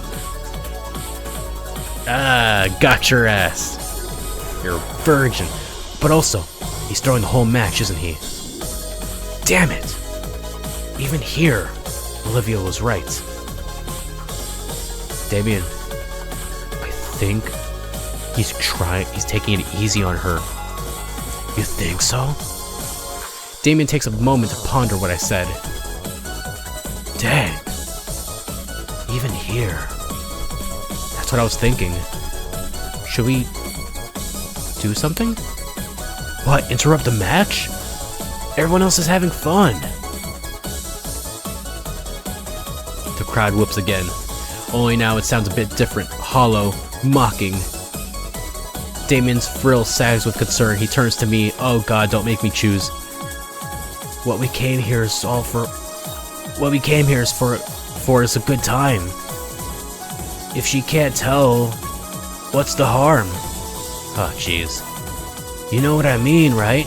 Yeah, I do, and I hate that he's right. I could stand up for her. I mean, just being there for Olivia when Mia's just getting on her was pretty alright.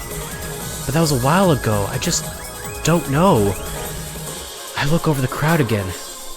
The match is about halfway done, judging by the remaining health pools. Back.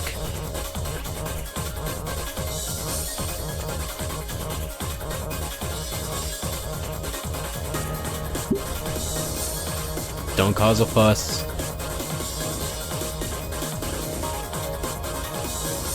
I'm just gonna cheer her on. We're just having fun. I know Olivia normally doesn't take this from strangers, but I'm no stranger to Olivia. She knows my intentions. We're friends. On screen, it looks like the character is about to one-strike one another with their feet. I cup my hands around my mouth.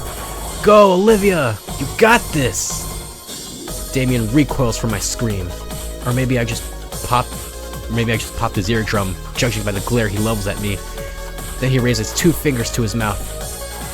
Oh, he's whistling. Heck yeah, you got this! Even Liz tries to join in, shutting down at the crowd with her own cheers. Oh, you know what would be cool? You could do it, Hot Wheels! Yeah, go Hot Wheels, go! Olivia flinches and turns her head to look at us a bit. Curiously, so does her opponent. She sees us cheering, and she gets her usual disfavoring furrowed brow. No way, I'm sticking to my guns. Eyes on the screen, Hot Wheels, he's gonna get you! Beat him without even looking! She stares right through the crowd at me. It's only in an instant, but it feels longer. But her subtle scowl cracks. Then it completely folds into a smirk back at us. She faces back to the screen with renewed vigor. Okay, like, it'd be nice to cheer her on. That'd be nice. Like, I feel like she would appreciate that. There was no reason for Inko to just be like a complete ass of himself and be like, yeah, Hot Wheels, go. Yeah, like it's nice to be like, yeah, go, Olivia, go, but that's a bit too much. She faces back to the screen with renewed vigor. Buster shakes his head to snap himself out of his own slog. Looks like he was only intending to lose by a little. He's picking up the pace now. Only time. Match time's out. Bah! Dang! Wanna go another round? People need a winner. Actually, mind if I run into the restroom real fast? Shit. Yeah, it's down that way. Olivia turns and smiles at me again. It's warm. Then she goes off to the restroom. Buster waits for her to be out of earshot and scrambles over to Damien and I. Is Damien and me. Hey, you two. You guys weren't serious, right? Huh? You were saying Hot Wheels? That's not really her, right? The Hot Wheels from a decade ago?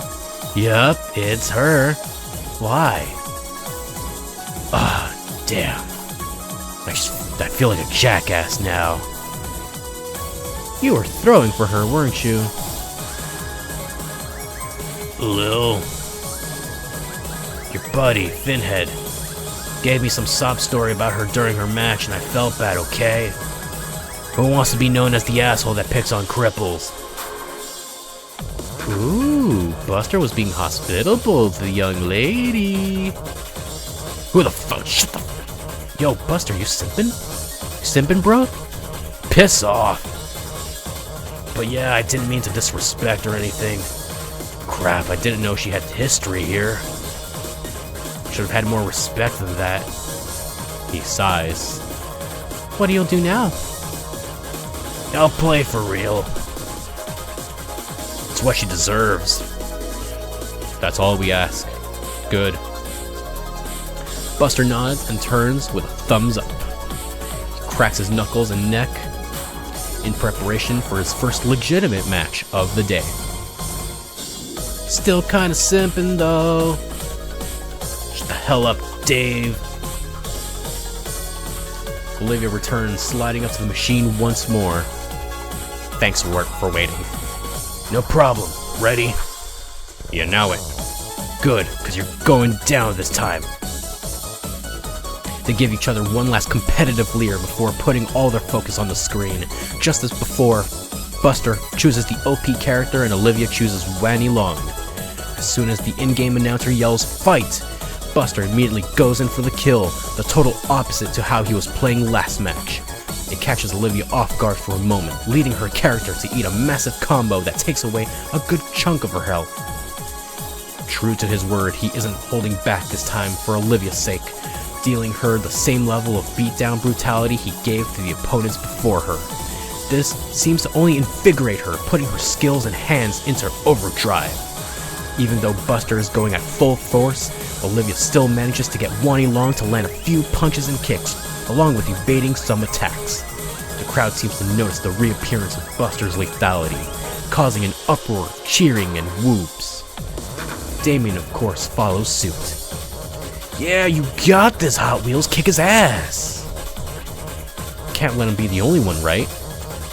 Come on, show them why you're the champ! Unfortunately, not even Olivia could beat Buster's true fighting skills, like his previous opponents. KO Bold wins!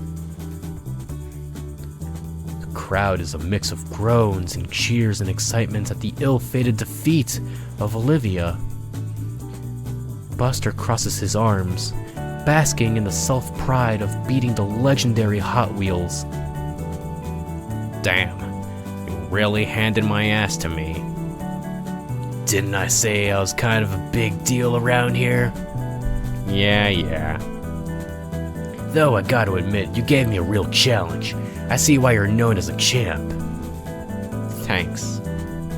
If you're ever up for a rematch, you know where to find me. With that, Olivia makes her way over to us, a smile beaming across her face. Alright, who's next? We exit the crowd into a more spacious part of the arcade. That was awesome, Liv! You really gave him a run for his money. Scared the shit out of him, actually. I know, right? I mean, I know I'm a bit rusty, but the moment I got my hands on the controls and he gave me a real fight, I was so close to beating him. Despite even being outmatched and losing to Buster, she seems to be having even more fun than ever. I'm feeling all jittery after that fight. That's the gamer rush settling in you. Hey, you know they sell food here, right? We should get some snacks to celebrate. Well, I was smelling grease, but I was assuming it was, gamer grease. He takes his own order and starts marching off in another direction.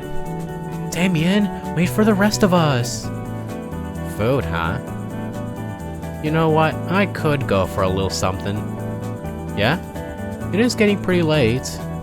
Come on, they went this way. And Olivia starts plowing through the crowd once more. Oh boy, this again. Alright, I'll call this exercise. Screw it. I also call that exercise. If I ever go out with like a friend or like family out to the city and we walk like for a good chunk, that's my exercise for the week.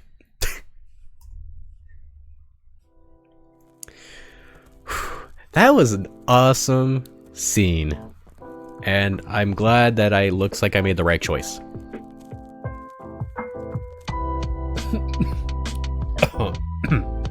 Oh my god. Sorry, my drink went down the wrong hole. But I think the sip that I took was just pure rum. So it's just pure rum going down my throat. Okay, so I think I made all the good choices so far. I think all I have to do is support Olivia, but not like kind of like get in the way of things. It is the way to go.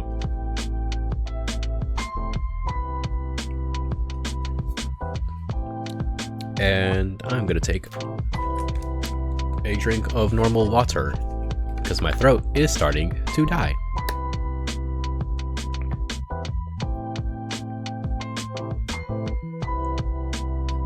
Probably not the best idea to have alcohol while talking for hours on end, but it is fun. The snack bar is a small cutaway from the rest of the building, segregated by a different style tiling and brighter fluorescent lighting. There's not a lot of options aside from what you expect: pizza, ice cream, chicken strips, pickles, and the like. When Damien asked for 2 slices of pizza, Liz got excited. The moment he got the food, however, he was already eating one while holding the other. I knew it. I thought, in my mind, I'm like, he's ordering 2 pizzas, not for Liz, but for him to like smush it into a calzone and eat it like that. She seemed really annoyed, but took his offer to let him pay for her food. Like the absolute himbo that he is. He offered to pay for Olivia and myself, but the last thing I want for him is to drain his wallet any further, knowing their living situation. It's barely over $10, so it's not like that it bothers me. Olivia had gotten an order of chicken wings slathered in hot sauce. We just went with the classic chicken strips and one of the sodas I recognized from the school's vending machine. We take a seat at one of the few open tables, and I struggle not to think about how often they're cleaned. Damien doesn't bother sitting with us. He just heads back into the fray with both arms occupied by his dinner. Liz follows after Damien to keep track of him. At least her head does. Olivia barely even sets her tray down before... Crunch, crunch, crunch, crunch, crunch, munch, munch, munch, munch. Lick, lick, lick, lick, lick, lick, lick, lick, lick. I suddenly shift myself away from the maelstrom of molars and claws. Damien probably said he'd cover the meal because he knew Olivia would get, like, this. Sheesh, Hot Wheels. We like some actual meat on that? I don't even know, but wing bones could get that big. Olivia responds by snapping the bone in two between her teeth. The marrow squirts out a little, and she has to get a napkin to wipe her cheek. Suddenly, my own chicken tender meal looks even more unsavory, so I push it aside and closer to the toothed tornado. It only takes moments for her to accept my offering with no manners whatsoever. Thank you. Don't mention it. So, after we finish, any other plans? Olivia ponders my words while rolling a bone around her mouth like it's a lollipop stick. It's just a chicken bone, Aiko. It's fine. An oddly large chicken bone. I don't know. I've basically done all I want to do by now. Damien's probably got another 20 minutes before he burns out. I'm cool to hanging here, unless you want to do something. Nah, I don't play games much. Had fun playing with you, though. Olivia looks away for some reason. We should do this sort of thing more often. Yeah? Of course. I've never had this much fun outside my previous schools, mainly because I've never had many friends to hang out with.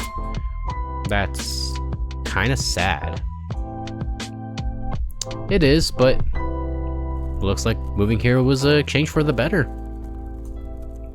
Plus, it's just fun hanging out with you. Aw. Though stained with sauce, Olivia's lips curled into a smile. And Liz and Damien too, of course. Though I have to admit, the way Liz gravitates towards Damien, it's almost like she had this all set up. Because she did. It's because she did. What do you mean? Well, Damien and Liz are pretty close, so maybe she's using this as an opportunity for them to get closer? It's almost like we're on a double date or something. That's because it is. That's because we're on a double date. It's because Liz wants us to get closer. She jerks back to me, completely attentive. Did I say something? Yeah, you said double date. Really? Yeah, it's kind of funny. Since we hang out together pretty often, people might starting thinking that we're together. That's because this was a part of the plan. It's like from Snoot Game. When Naomi decided to just plan the whole thing out so Amon and Fang could be together. Something whips into my back. Ugh. Olivia grabs hold of her tail. Crap, sorry. Yeah. I had fun today. Going out like this for the first time in ages. Seeing this place again. It's nice. That Buster guy said that they renovated it a bit in the last few years. Has anything else changed? Olivia looks into the depths of the arcade, looking for anything different. You know what? I think the wallpaper's changed. But other than that... She turns back to me with a nostalgic grin. No, it's stayed the same. You know what has changed though? What? The people here. What, like employees? Them too, but I meant the regulars. When we came here, the place was always more... Her tongue probes her cheek as she considers different words. More... hectic? No, more packed? It was so easy getting through here today. I recall her almost running some people over to get across the building. So it was a lot more busy back then. And with the look she had back then, I don't think she had noticed if she had. Olivia's gaze lingers back to the arcade machines. Back then, every machine was crowded. It was a lot louder, and there was always this something in the air that had everyone excited. But what about when you and that guy were playing Dress Kick?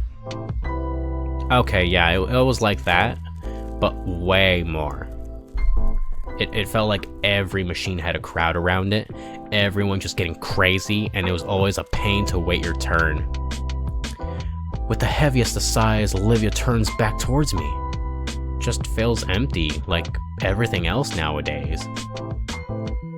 I mean, empty is good. I mean, you were able to get around easily. It's the sign of the times. Near hit and runs notwithstanding. And personally, this place feels crazy to me. Even here in the tiny food court, I could feel the rumbling loudness of all the people here resonate through my body. Her only response was a non-committal hum. Olivia handles her flask carefully, staring down at the sticker I noticed earlier with a wistful look. I remember that Liz mentioned about it being from some old show she watched. Say, I noticed that sticker when I went to refill it. Where is it from? What's it from? Oh, that, it's from some old anime that I remember watching growing up. It's nothing really special. From some anime, huh? What's it about? Look at her eyes. You wanna know? Sure. Never really caught on to the whole anime stuff, but I'd like to know what it's about. I'm not too familiar with this whole anime, but what is this JoJo reference I keep hearing about? Well, if you really do want to know, it's not like any other anime. It's called It's Gundam.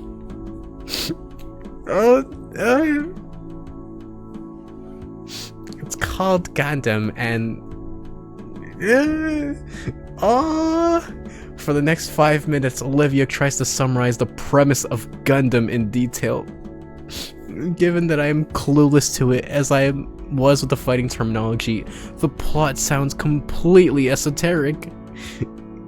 Oh my god, that's the cutest thing ever. That is the cutest thing ever. That is like, if I ever had a girl that did exactly that I would immediately fall in love. That's the most, like, unironically attractive thing ever. The sticker of the symbol worn by the faction of space noids fighting for their independence. Sounds like a just and noble group with a goal like that. Watching her talk so passionately about the series franchise? Oh, that's a lot. Oh, that's a lot of Gundams. For how long? But that's alternative universe stuff. Oh, and then there's the martial arts one. She continues her description of the franchise, and I start to realize how enamored I've become. Not just about hearing about the show, but from seeing Olivia talking about her favorite show with such passion and energy. I find myself engrossed in her voice as she recounts a particular version of the anime, as she's even taken to emulating segments from the show. And in the end, she finally admits it, and it's one of the best romances Gundam's done, and her sudden pause worries me. What's wrong? Nothing. Doesn't sound like nothing, rather, given the roughness in her tone again, her throat finally ran dry. She was in the zone, and then her throat ran dry, and then she realized she was rambling, and she's like, oh, that's embarrassing. Oh, that's cringe. But also cute. Do you need another refill? I'm good. She drinks deeply from the canteen that started all this off, and I'm going to do the same.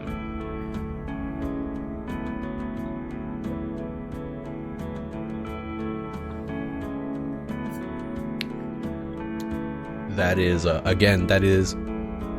Arizona chillsicle juice, cocktail juice, with rum.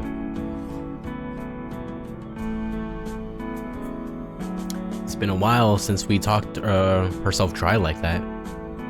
In fact, I can't recall the last time she desperately needed to hydrate like that. I think maybe around the start of the school year?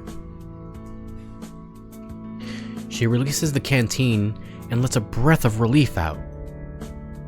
Better? Olivia nods. Yeah. Anyway, where did I leave? Oh, actually, I've been babbling on too long about it. No, I don't mind at all. Nah, it's fine. Besides, you let me talk about my favorite show, so tell me about yours. Mine? Well, I haven't finished anything, just mostly video essays about old shows. Like, I'm told I can call myself a fan of video games without having played them, but does that apply to TV? Olivia sure has taste. Watches Gundam, has taste. She can tell me exactly what kind of show she likes and why she likes it. I just know bits of trivia. No, that can't be right. I've seen lots of things in passing. Like,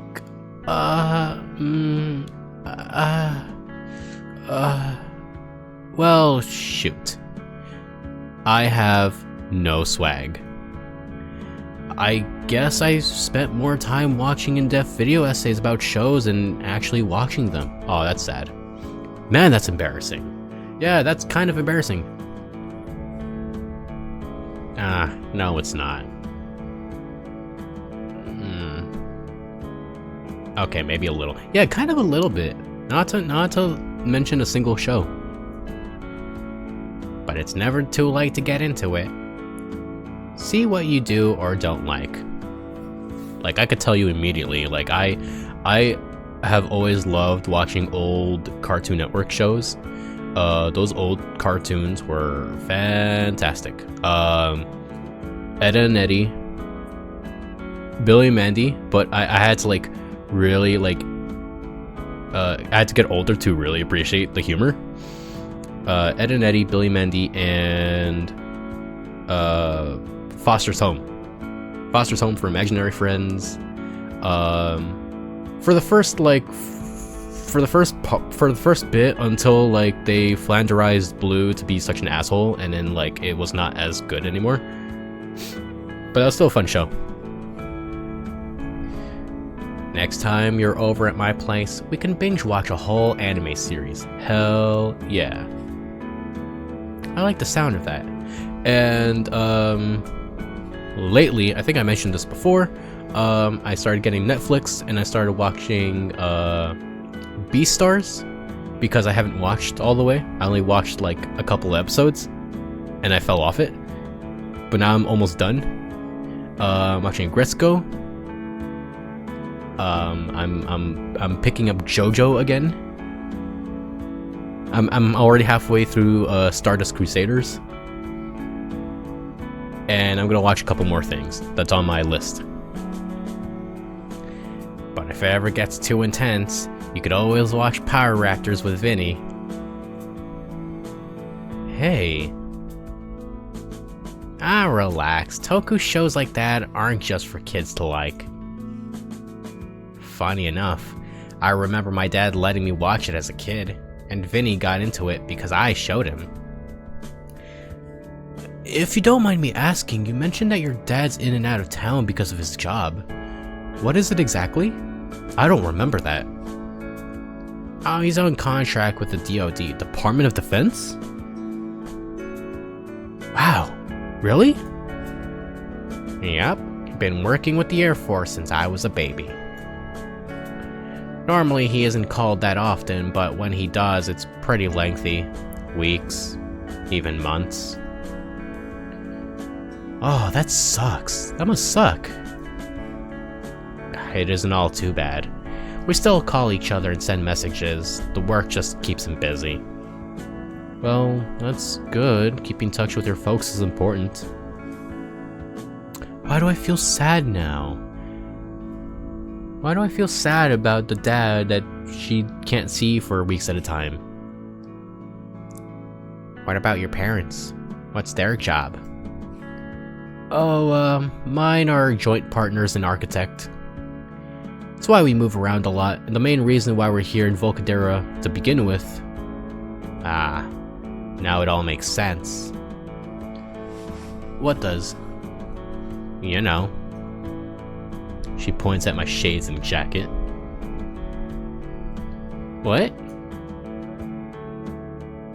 Having a jacket and shades doesn't automatically make me rich, Olivia. By the way, these shades are prescription. They're not just for looking cool. Dude, who else wears clothes from Abercrombie and Flint and has an extra pair of Ray-Bans sunglasses on them? People in mansions, that's who. I don't live in a mansion. For your information, it's a 2-story complex with an automatic gate and that doesn't help either. You live behind a gate. Okay, I see what you mean. Now you get it, moneybags. It's all the more reason to date him. He's also pretty nice, and he has money. Suddenly, Liz starts waving her hands around excitedly. What the? Inko! Olivia! Damien comes rushing in, both arms filled with a pile of tickets. Whoa, mama, that's a lot of tickets. The other end is still trailing behind him. Damien got the jackpot at the Megala Millionaire. This is probably like 1,000 tickets. I'm gonna go see what this gets at the prize corner. Come on. Probably like 1, maybe 2 pencil toppers. Oh, holy crap. Alright, yeah. Done eating, Olivia? She takes the basket of chicken strips and pushes back from the table. Yeah. I roll my eyes and follow Damien to the prize counter. He plops his winning stash on the counter in front of the unamused clerk. So what'll this get me? Nothing. Need to drop those in the ticket counter first. Oh, damn. Nearly forgot. Yeah, they won't take those. You need to give them the receipt for some reason. He rushes off to get them counted, and I look over the options. There's a few old games up on the shelf for several thousand. What's the exchange rate supposed to be? Below me is the glass counter. Below me in the glass counter is a bunch of candy and small plastic novelties. Nobody cares about those. There's a lot of joke items, whoopee cushions, air horns, things like that. In one corner is a series of licensed and generic plush toys hanging. Those are okay. What do you think you'll get? Probably the mini RC car? Oh, or no, the plasma globe. He's gonna get a handful of candy and let us have the rest. Think so? Alright, I'm back. He hands the ticket over. I spot the number 1,247 printed on the ticket. Dang. That's enough for one of the plushies on the wall. Let's see. I want... Hey, how about that? He points to a small foosball table on the top shelf. The clerk glances up at it and back. That's gonna be like another few thousand. Ah, oh, damn it. Well, I'm out of ideas. Guess I'll have some of those then. Clerk gets a small bag of chocolates from the display. You guys can have their... Good job, Liv. I don't really need anything here. Yeah, nothing's speaking to me either. I might want something. Olivia scans the corner. There's still enough tickets for a medium prize. She might be going for a paddleball or something. Wow. Look at that. She points to the plushie corner. The blue slug thing? No, next to it. There's a weird dark green thing hanging in the corner. What the hell is that? Is that a sea otter? The only one of its kind. I kind of want to drop kick it. Why? That one? I don't know. Something about it really makes me want to... I don't know. Tie it to a firework and set it off to a deep fryer? I was thinking the same thing. You guys are rude. Not saying you're wrong, though. He looks like he's the reason we have taxes. You don't pay for taxes. You're 17. Or whatever. You're high school. I hate its face. He thinks he's better than all of us. Yeah, I've gotten used to it. It's been around for years. Well, tell it I hate it. You don't really want it, right, Olivia? She wants it. Wow. It's just like me. Her eyes are bright and wide. She's in love. Oh.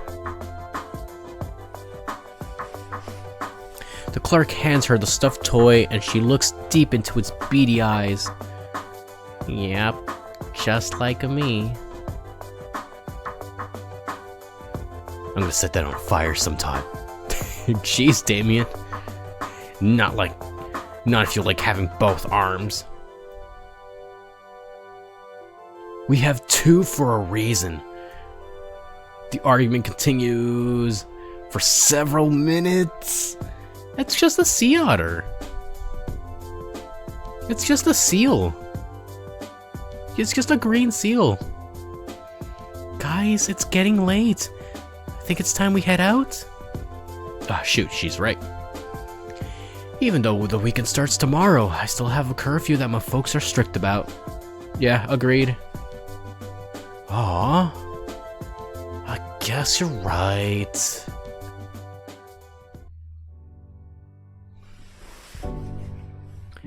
Oh man. Oh man.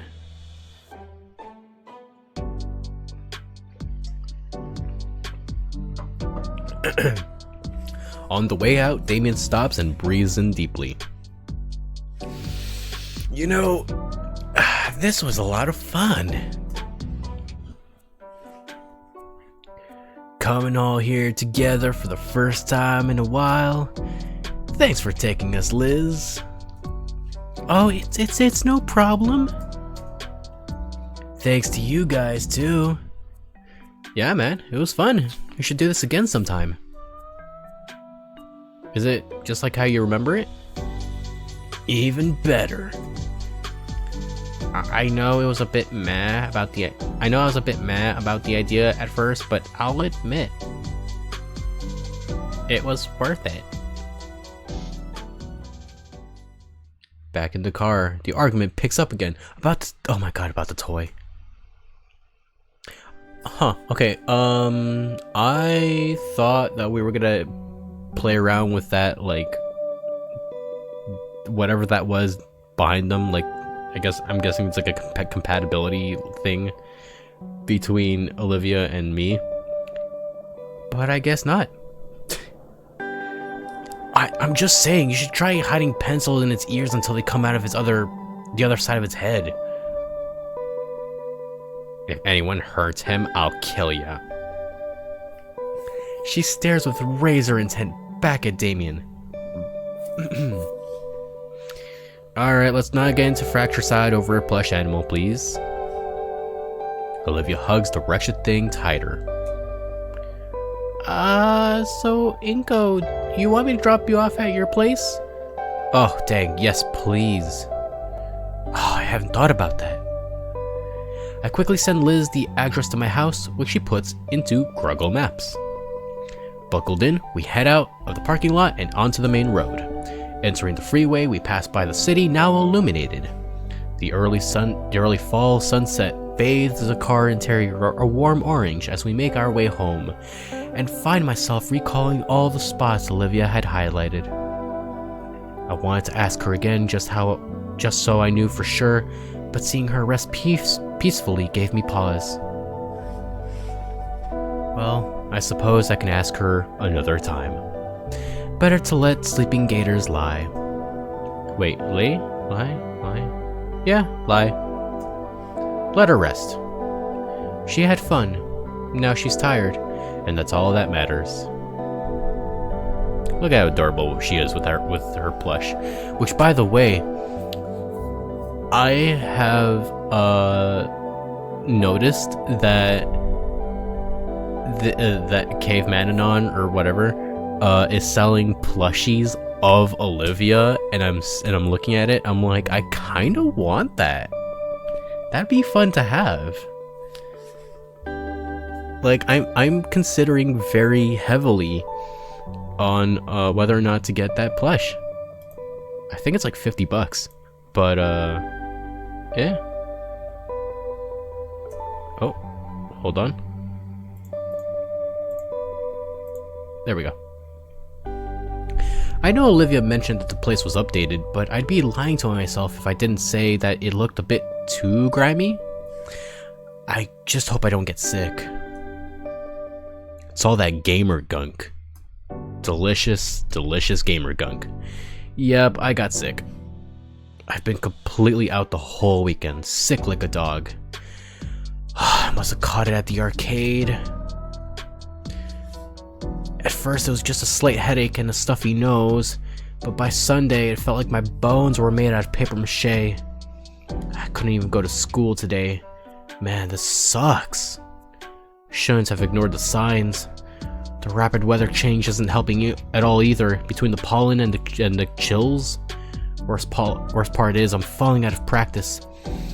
I've tried on and off every hour to watch a drawing tutorial, but within minutes my consciousness is overtaken by a fog, and I retreat back to bed. At this rate, I'll never actually have the skill people thought I had at the beginning of the contest. Between the sunlight obscuring the clouds and my own bouts of unconsciousness, it feels like I've been sick for weeks instead of just days. I would have asked my parents for some help, but they still had work, and the most help they could be was simply calling in to school to let them know I was sick. I finished the cup of medicine I'd made and go back to my noodles. The only reason I'm conscious right now is because I had some soup, because I figured some soup would help with the splitting headaches. I made sure the pantry is stocked full of cup ramen. I shoveled even more instant noodles into my mouth as I lay splayed on the couch trying to watch whatever's on TV. Eventually I try to Eventually I decide to set the salty goodness aside in favor of scrolling through the notifications of my cell phone. Of course, I got a few dozen from Damien. Bless his heart, he's been giving me an hourly play-by-play of the school day. Got a few messages from Liz too.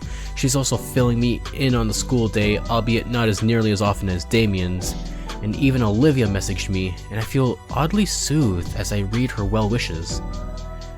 I suddenly get another notification, this time from Ben. It's a PDF of my homework, followed soon by a simple "get well soon" animated emoji. Aren't I popular? I'll be sure to thank them in person when I'm better. Another wave of fuzziness just washes over me, so I pop a few flu meds and chase it down with another gulp of lukewarm chicken broth.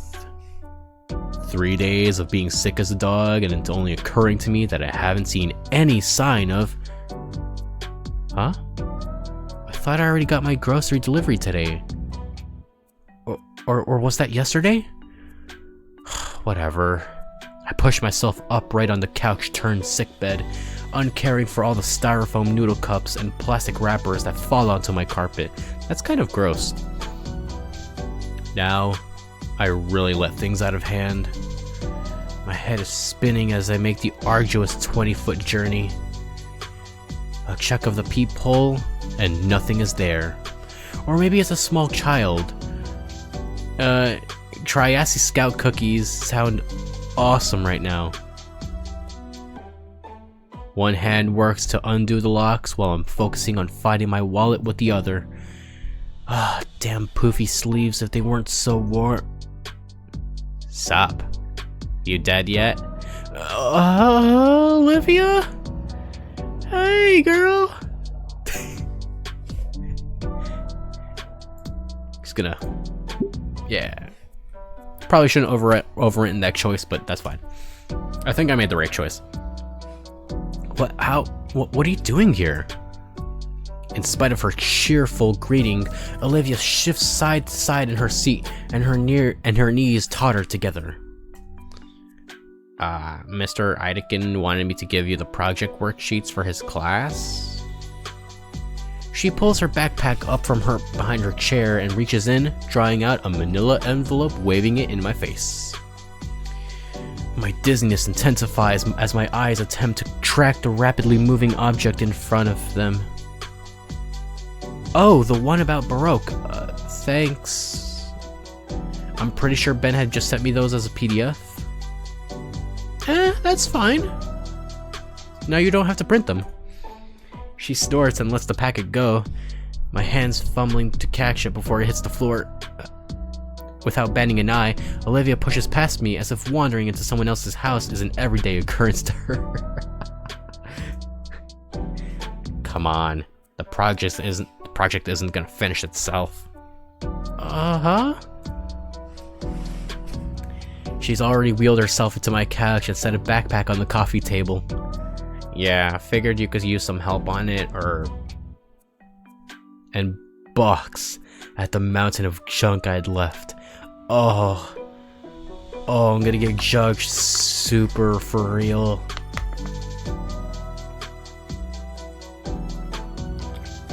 Oh, that's so bad. I think her nose crinkles. Hard to tell from so far away. Damn, Inko, you live like this? My head finally catches up with what just transpired. Olivia's here now. Cool. What isn't is the sudden onset of vertigo. I guess I was standing upright for too long.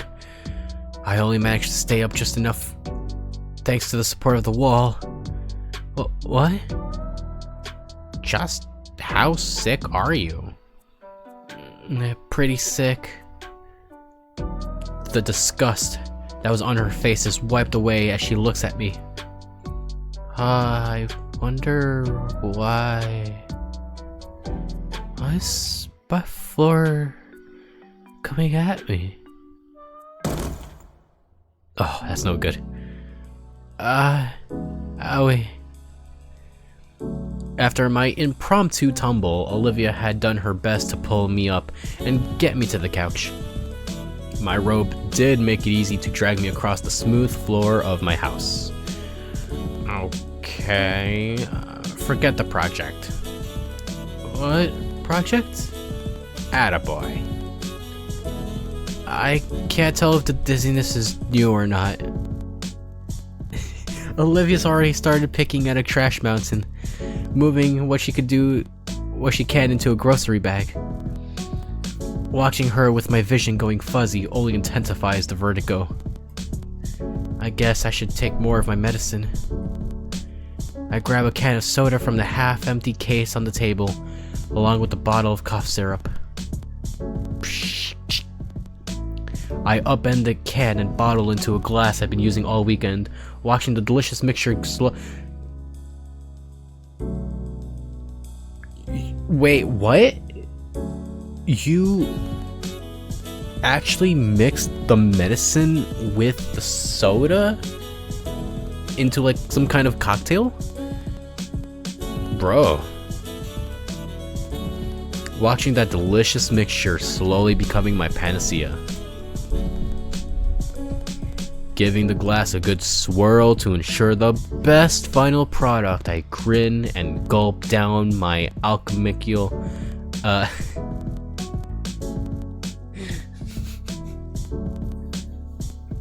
my god. That sounds gross. My alchemical masterpiece. I don't get to finish the drink, however, as an olive green tail slams my midsection and makes me spit up the drink all over myself. The fuck are you doing? No wonder you've been sick as shit. What? I read online that it makes the medicine go down easier. Inko, You're drugging yourself with the fucking purple drink. I mean, yeah, it's purple and I drink it. Oh my god, what a dumb piece of shit. It's lean. Oh my god, it's so bad. Holy crap, how are you alive? The smell of my spat up drink irritates my nose, and I feel my stomach roil from both the impact and forced purging. I resist the urge to retch, feeling all my energy drain away. I feel completely spent again. My vision swims, and worlds turn cloud to cloud. Imagine like so he's basically like mixing his like Robitussin with Baja Blast. Which, by the way, I did try as a kid, not Baja Blast in particular. I think it was just like standard Coke. Like I did try to mix I forgot what medicine. I really forgot what medicine. It's white medicine. It's if I just say white medicine, will you guys understand how awful that is? White cough medicine. It's that most god-awful thing in the world, and I tried to mix it with Coke once. And I'm like, okay, that helps, but it's not worth it. My vision swims and the world turns counterclockwise. I feel something on my head, and I'm thankful that something soft and warm and soothingly smooth maneuvers it back onto the couch. The blackness of my shut eyelids returns the uprightness of the world, and the numbness I grown used to overtakes my limbs. Oh my... Inko, are you okay? Oh man, stay there. I'll figure. Olivia's voice is drowned out by a growing drone of white noise. Once again, the colors from outside the window bleed and flood into my house, and I'm still without my rent money. Someone's in here still. They're bent over something. Hey, you, what's going on? Whoa. Hang on, I'll try to help you out.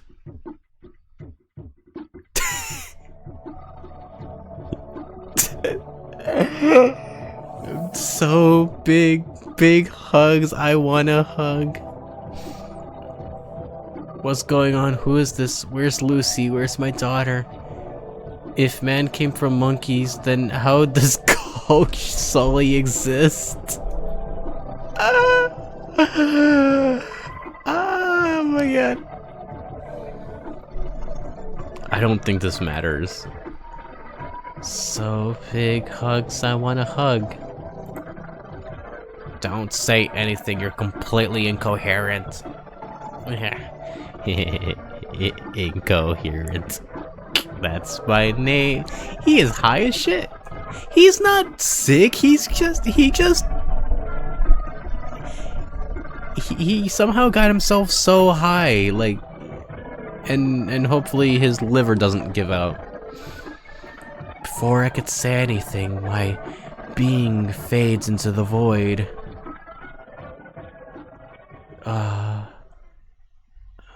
Oh god. My head. What year is it? I sit up and glance around the room. Mom and Dad aren't back yet, even though it's 6 o'clock. Some business meeting, huh? Wait, no, what's that smell? Dang. Something's cooking. Smells nice. Guess Mom is home. Wonder what the occasion is. Normally it's just reheated whatever. I put the couch pillows back the way my parents like them and head back into the kitchen to see what's up. It's Olivia cooking. Wow, Mom, what smells so... Oh shit, sorry. I didn't know you were still. Oh man. I passed out on you, didn't I? The assignment. It's fine. You feeling any better? Are they not around very often? Yeah, they're usually busy with work stuff. Both have busy but well-paying jobs. I'm fine, don't worry. If you say so. Olivia looks down at the slow cooker and fiddles with one of the dials. Actually, are you? Do you really not have anyone around? No aunts, grandparents, no nothing? I shrug. Like, my mom's gone and my dad's a whole nother story, but at least he's stuck with me with the pains. In that way, guess you're worse off than me somehow. That last part she spoke was quieter, and with her downcast face, I can't help but feel that I wasn't meant to hear it. Well, yeah, at least you have your folks, but I don't think it does much good comparing our situations. I'll just have to be a better parent for my kids. Olivia flinches. I don't know why though, isn't that what everyone wants? You plan to start a family? Yeah, of course. What about you? My dad really wants me to. He knows that he's pretty far from ideal. He's told me that before he hopes I can make a family work, like how he couldn't. It'd be nice, but it's probably not gonna happen. I think it can. Well, after you collapsed, I panicked. I had to call on Mrs. Payne to ask her what to do, if I should call emergency services. She said when this happens to Damien, she just makes him shepherd's pie and waits for him to sleep it off. I had to root through your fridge to find out you have jack shit in terms of ingredients. And your appliances too? I thought a place as upscale as this would clearly have an air fryer. You don't even have an air fryer, dude? Bro. That's sad. Like, an air fryer is like the most like college student, like broke ass, basic bitch ass thing you can own. It doesn't even have to be a good one. That's crazy. But all I could find was a slow cooker, so I threw vegetables that hadn't expired into it with some stock. Should be good for your sinuses at least. I vaguely remember something along those lines. I stepped closer to Olivia, peering into the glass window of the cooker. Huh. I didn't even know we had half of whatever's in there. Really? Why would your parents buy this kind of stuff just to let it rot away in your fridge? My mom does like to cook, but she doesn't do it very often. I wish she would. The green gator snorts. You know, I'm only spoiling you because you're sick. It's not that, I just miss dinner, you know? Sitting around the dining room table and talking to each other, we don't really do that anymore, except maybe on holidays. That's true.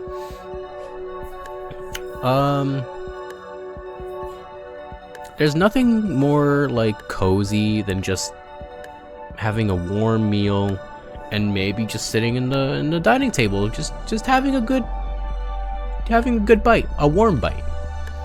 Olivia winces. No kidding. Sorry to pry. I can't help but sigh as I think about my lackluster relationship with mom and dad. It's alright.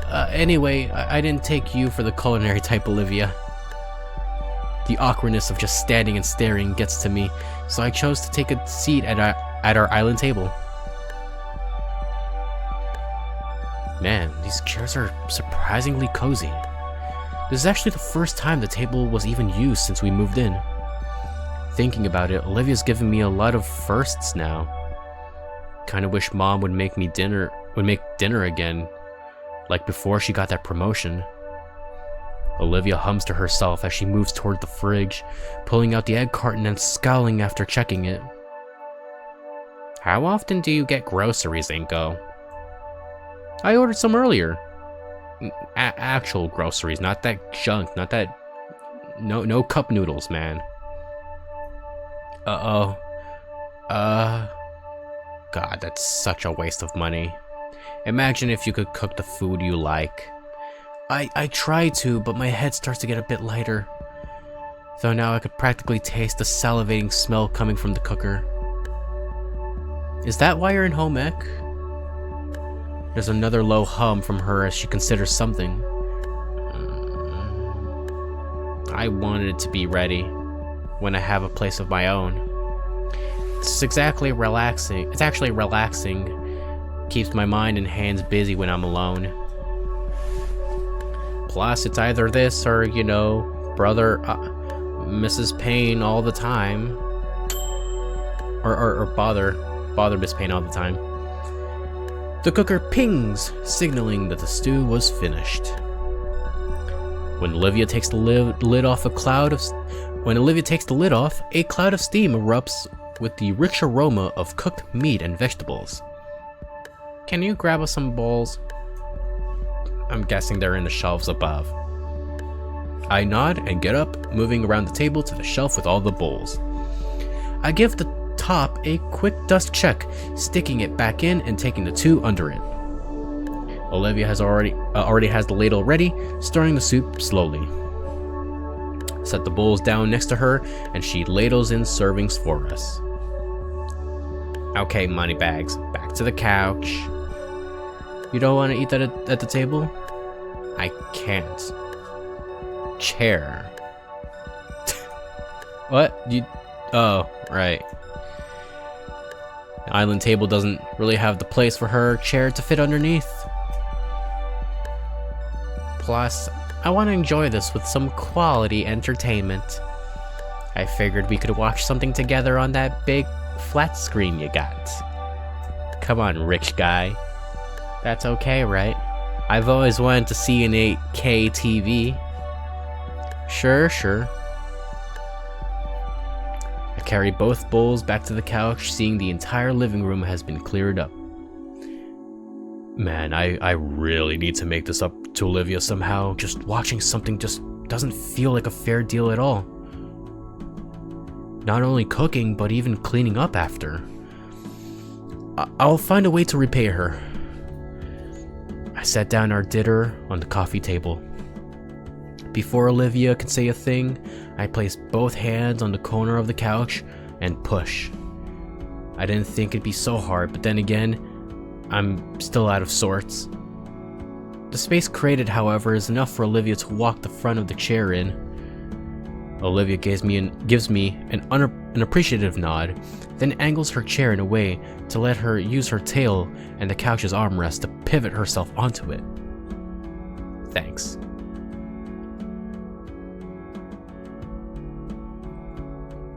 And that's my drink. Cocktail is done. I give Olivia a small nod and a smile as I grab my spoon off the table. Leaning closer to the bowl, the comforting aroma of the soup wafts up my stuffy nose. First time I'm getting goosebumps that aren't caused by cold flashes. I get a spoonful of Olivia's homemade remedy, making sure to get some meat and veggies as well. Still piping hot, I blow a bit of air on the spoon to cool it down. Pussy. What? Hey, it's the last thing I need with this fever. This second-degree burns all over my tongue, you know? Also, I'm not a dino. Whatever you say. Once I feel it's sufficiently cooled, I slurp up my first spoonful. My dry, tired eyes close in bliss as the flavors wash over my taste buds, firing them all off like fireworks. To describe it as just being good would be a severe understatement. The stock is rich and hearty. The meat is well cooked. It can easily fall off the bone it came from. and the vegetables it gave it a nice, aromatic touch. All of it well seasoned and spiced. It's like I'm experiencing that scene from Comtatouille. Oh, that's so stupid. Sensing and seeing the different flavors move and dance around my mind. For a brief moment, I forgot all about my fever and only felt the warm presence of the soup envelop me like a cozy blanket. Is it good? Like a record scratch, I'm taken out of my experience and brought it back to earth by the baryonyx voice. I look to see Olivia giving me a questioning look, idly crunching and munching her soup.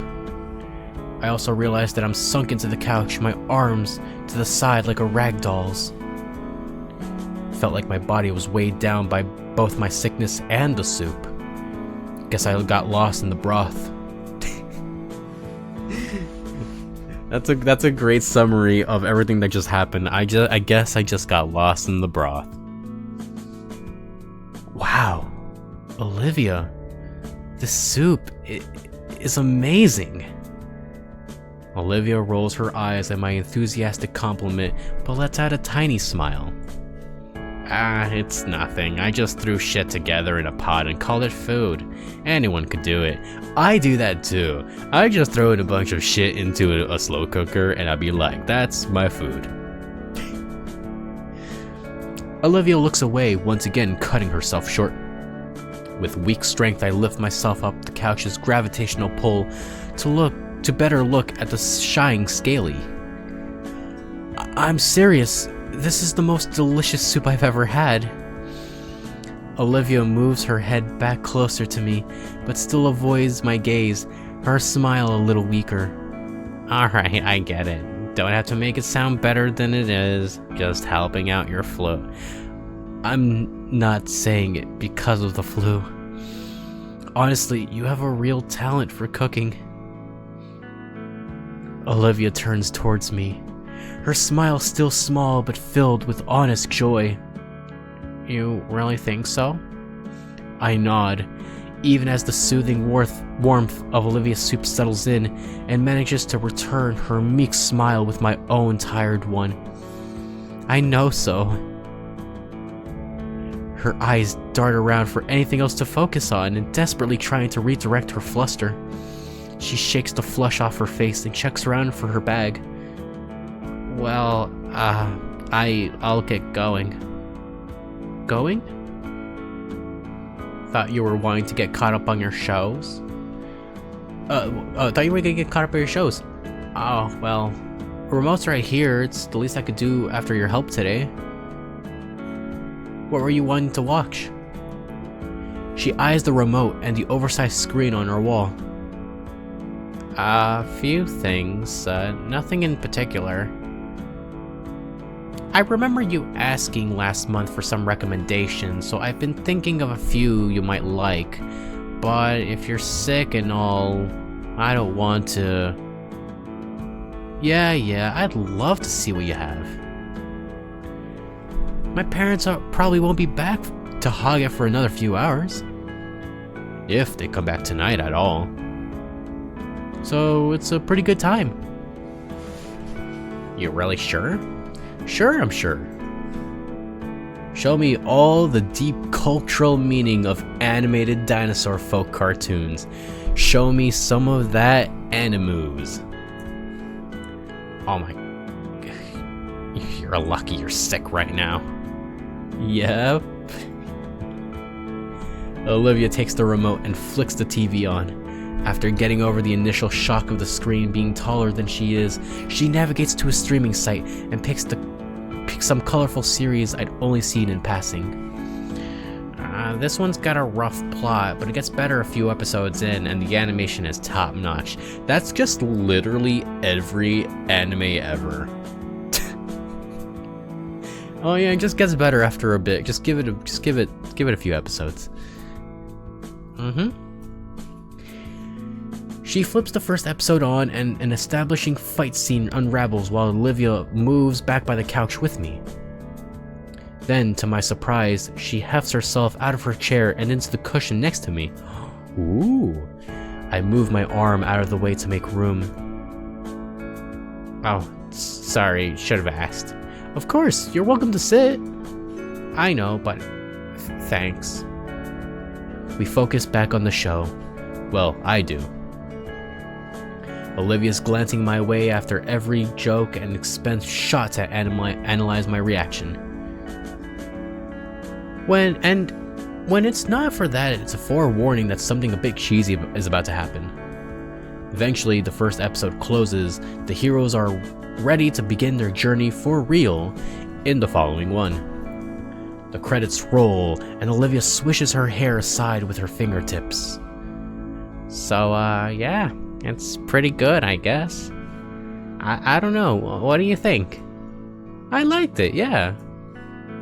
Really? Well, they got a whole season. Do you want to see more? Wait, didn't you say you wanted to catch up on your shows? This is the pilot. She fumbles the remote in her hands and has to catch it midair. Well, yeah. Just figured you should know what's all going on, so you're not lost, you know? But if you want to keep watching this, that's fun too. Oh my god, this is the cutest thing ever. I love it. She quickly pushes the button to start the next episode without my response. Cute is all that runs through my mind at her attempts to cover for her small mistake.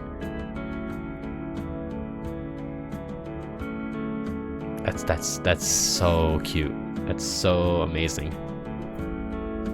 She's probably just refreshing her memory and... I wonder why I thought cute fit. Well, it does.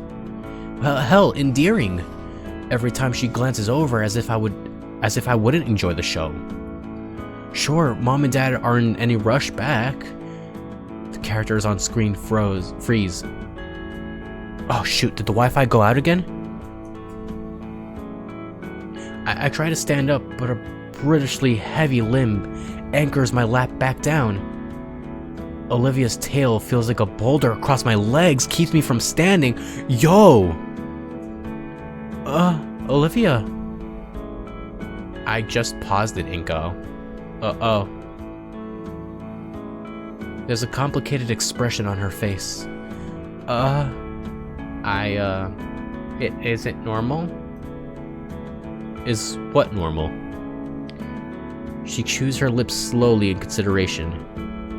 Your parents are they really not going to be back? I shrug. They're always busy with work. I feel a shifting next to me. Olivia's inched herself closer. Like, when I think about it, I barely see them at all. More shifting. I wonder sometimes. The tail shifts to my abdomen now. Does anyone even care? All the movement has stopped, as if reality itself has paused. Man, I must be more tired than I thought. I feel my head sway as my muscles ease into putty. I'm sure they do. I look at Olivia, who is shoulder to shoulder with me now. I mean, Da's kind of the same.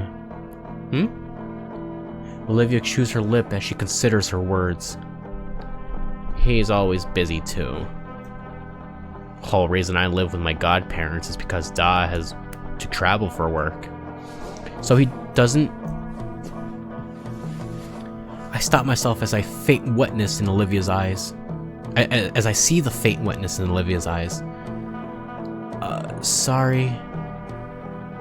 Her eyes close and a somber sigh escapes her lips. No, it's fine. I get it, Inko. There's a silence hanging over us now. I copy after the sweet girl next to me, letting my eyes slide close and a sad breath loose. After some time, she breaks the silence with soft and tender words. Of course your parents care. Just like Da. Why else would they work so much? But what about me? I wince at just how pathetic that sounded. It's for you, you doof. How else could you afford all these nice things? Her words grew quieter as time goes on, but my body sinks into the numbness again. Doc cares enough to work for my sake. Enough for my godparents into letting me live with them. They didn't have to, and yet I'm burdening them. My mind connects the dots, and Mr. Halford talked Randy and Sophie into it. Which is why I have to be able to live on my own as soon as I can. Because if they don't want me there anymore, that's it for me. I recall just how happy they were to have Olivia rejoin the party. I recall just how happy they were to have Olivia rejoin the party. But they wouldn't though. They love you like Damien and Vinny. They do. They actually do.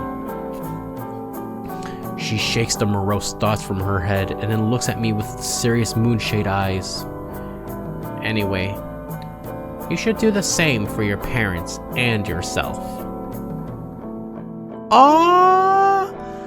My world goes horizontal and I find my head atop the comfiest pillow I've ever felt. I nod, and the nod becomes a nuzzle into said pillow. Above me, Olivia yelps. Huh? I try to turn to see what's wrong, but something falls atop my head that keeps it in place. Nothing. The soothingly cool something rubs across my head, drawing me further and further into restful peace. Along with the gentle caresses, a deep vibrato emanates from somewhere, resonating in my tired mind. Okay. With the lulling touch and tone, my eyelids grow heavy. And by the time I woke up, Olivia's gone. I check my phone for the time, only to realize it's 4 in the morning. Damn. I can't help but groan as I sit up on the couch. But instead of feeling horrible like I had the past few days, I felt surprisingly well. There's no doubt that I have Olivia to thank. Hell, I might even be able to go to school today. Wonder if any of that soup is left. She probably left it in the fridge, right? I shuffle over to the appliance and open up the door, allowing my eyes to adjust to the light. It only takes a second for me to spot a Tupperware container filled with the delicious meal. Hell yeah. Nice. I'll have to ask her for the recipe sometime.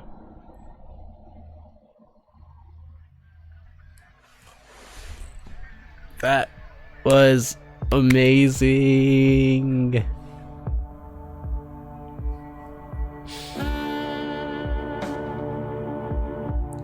And I'm gonna call it here for tonight. That was a scene.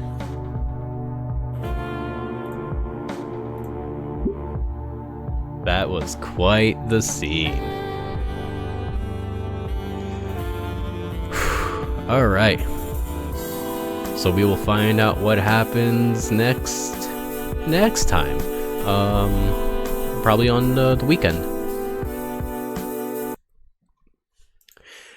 Hey guys. So I'm really glad to be back to doing Gator. I forgot how well written some of this is. Yeah, no, I just got like really lazy with having to set up for PC games that I sometimes just don't want to do this, or sometimes I'm like I don't want to do anything on the weekends. But I'm trying to pick myself back up. So yeah, I'll try to do more Gator stuff on the weekend.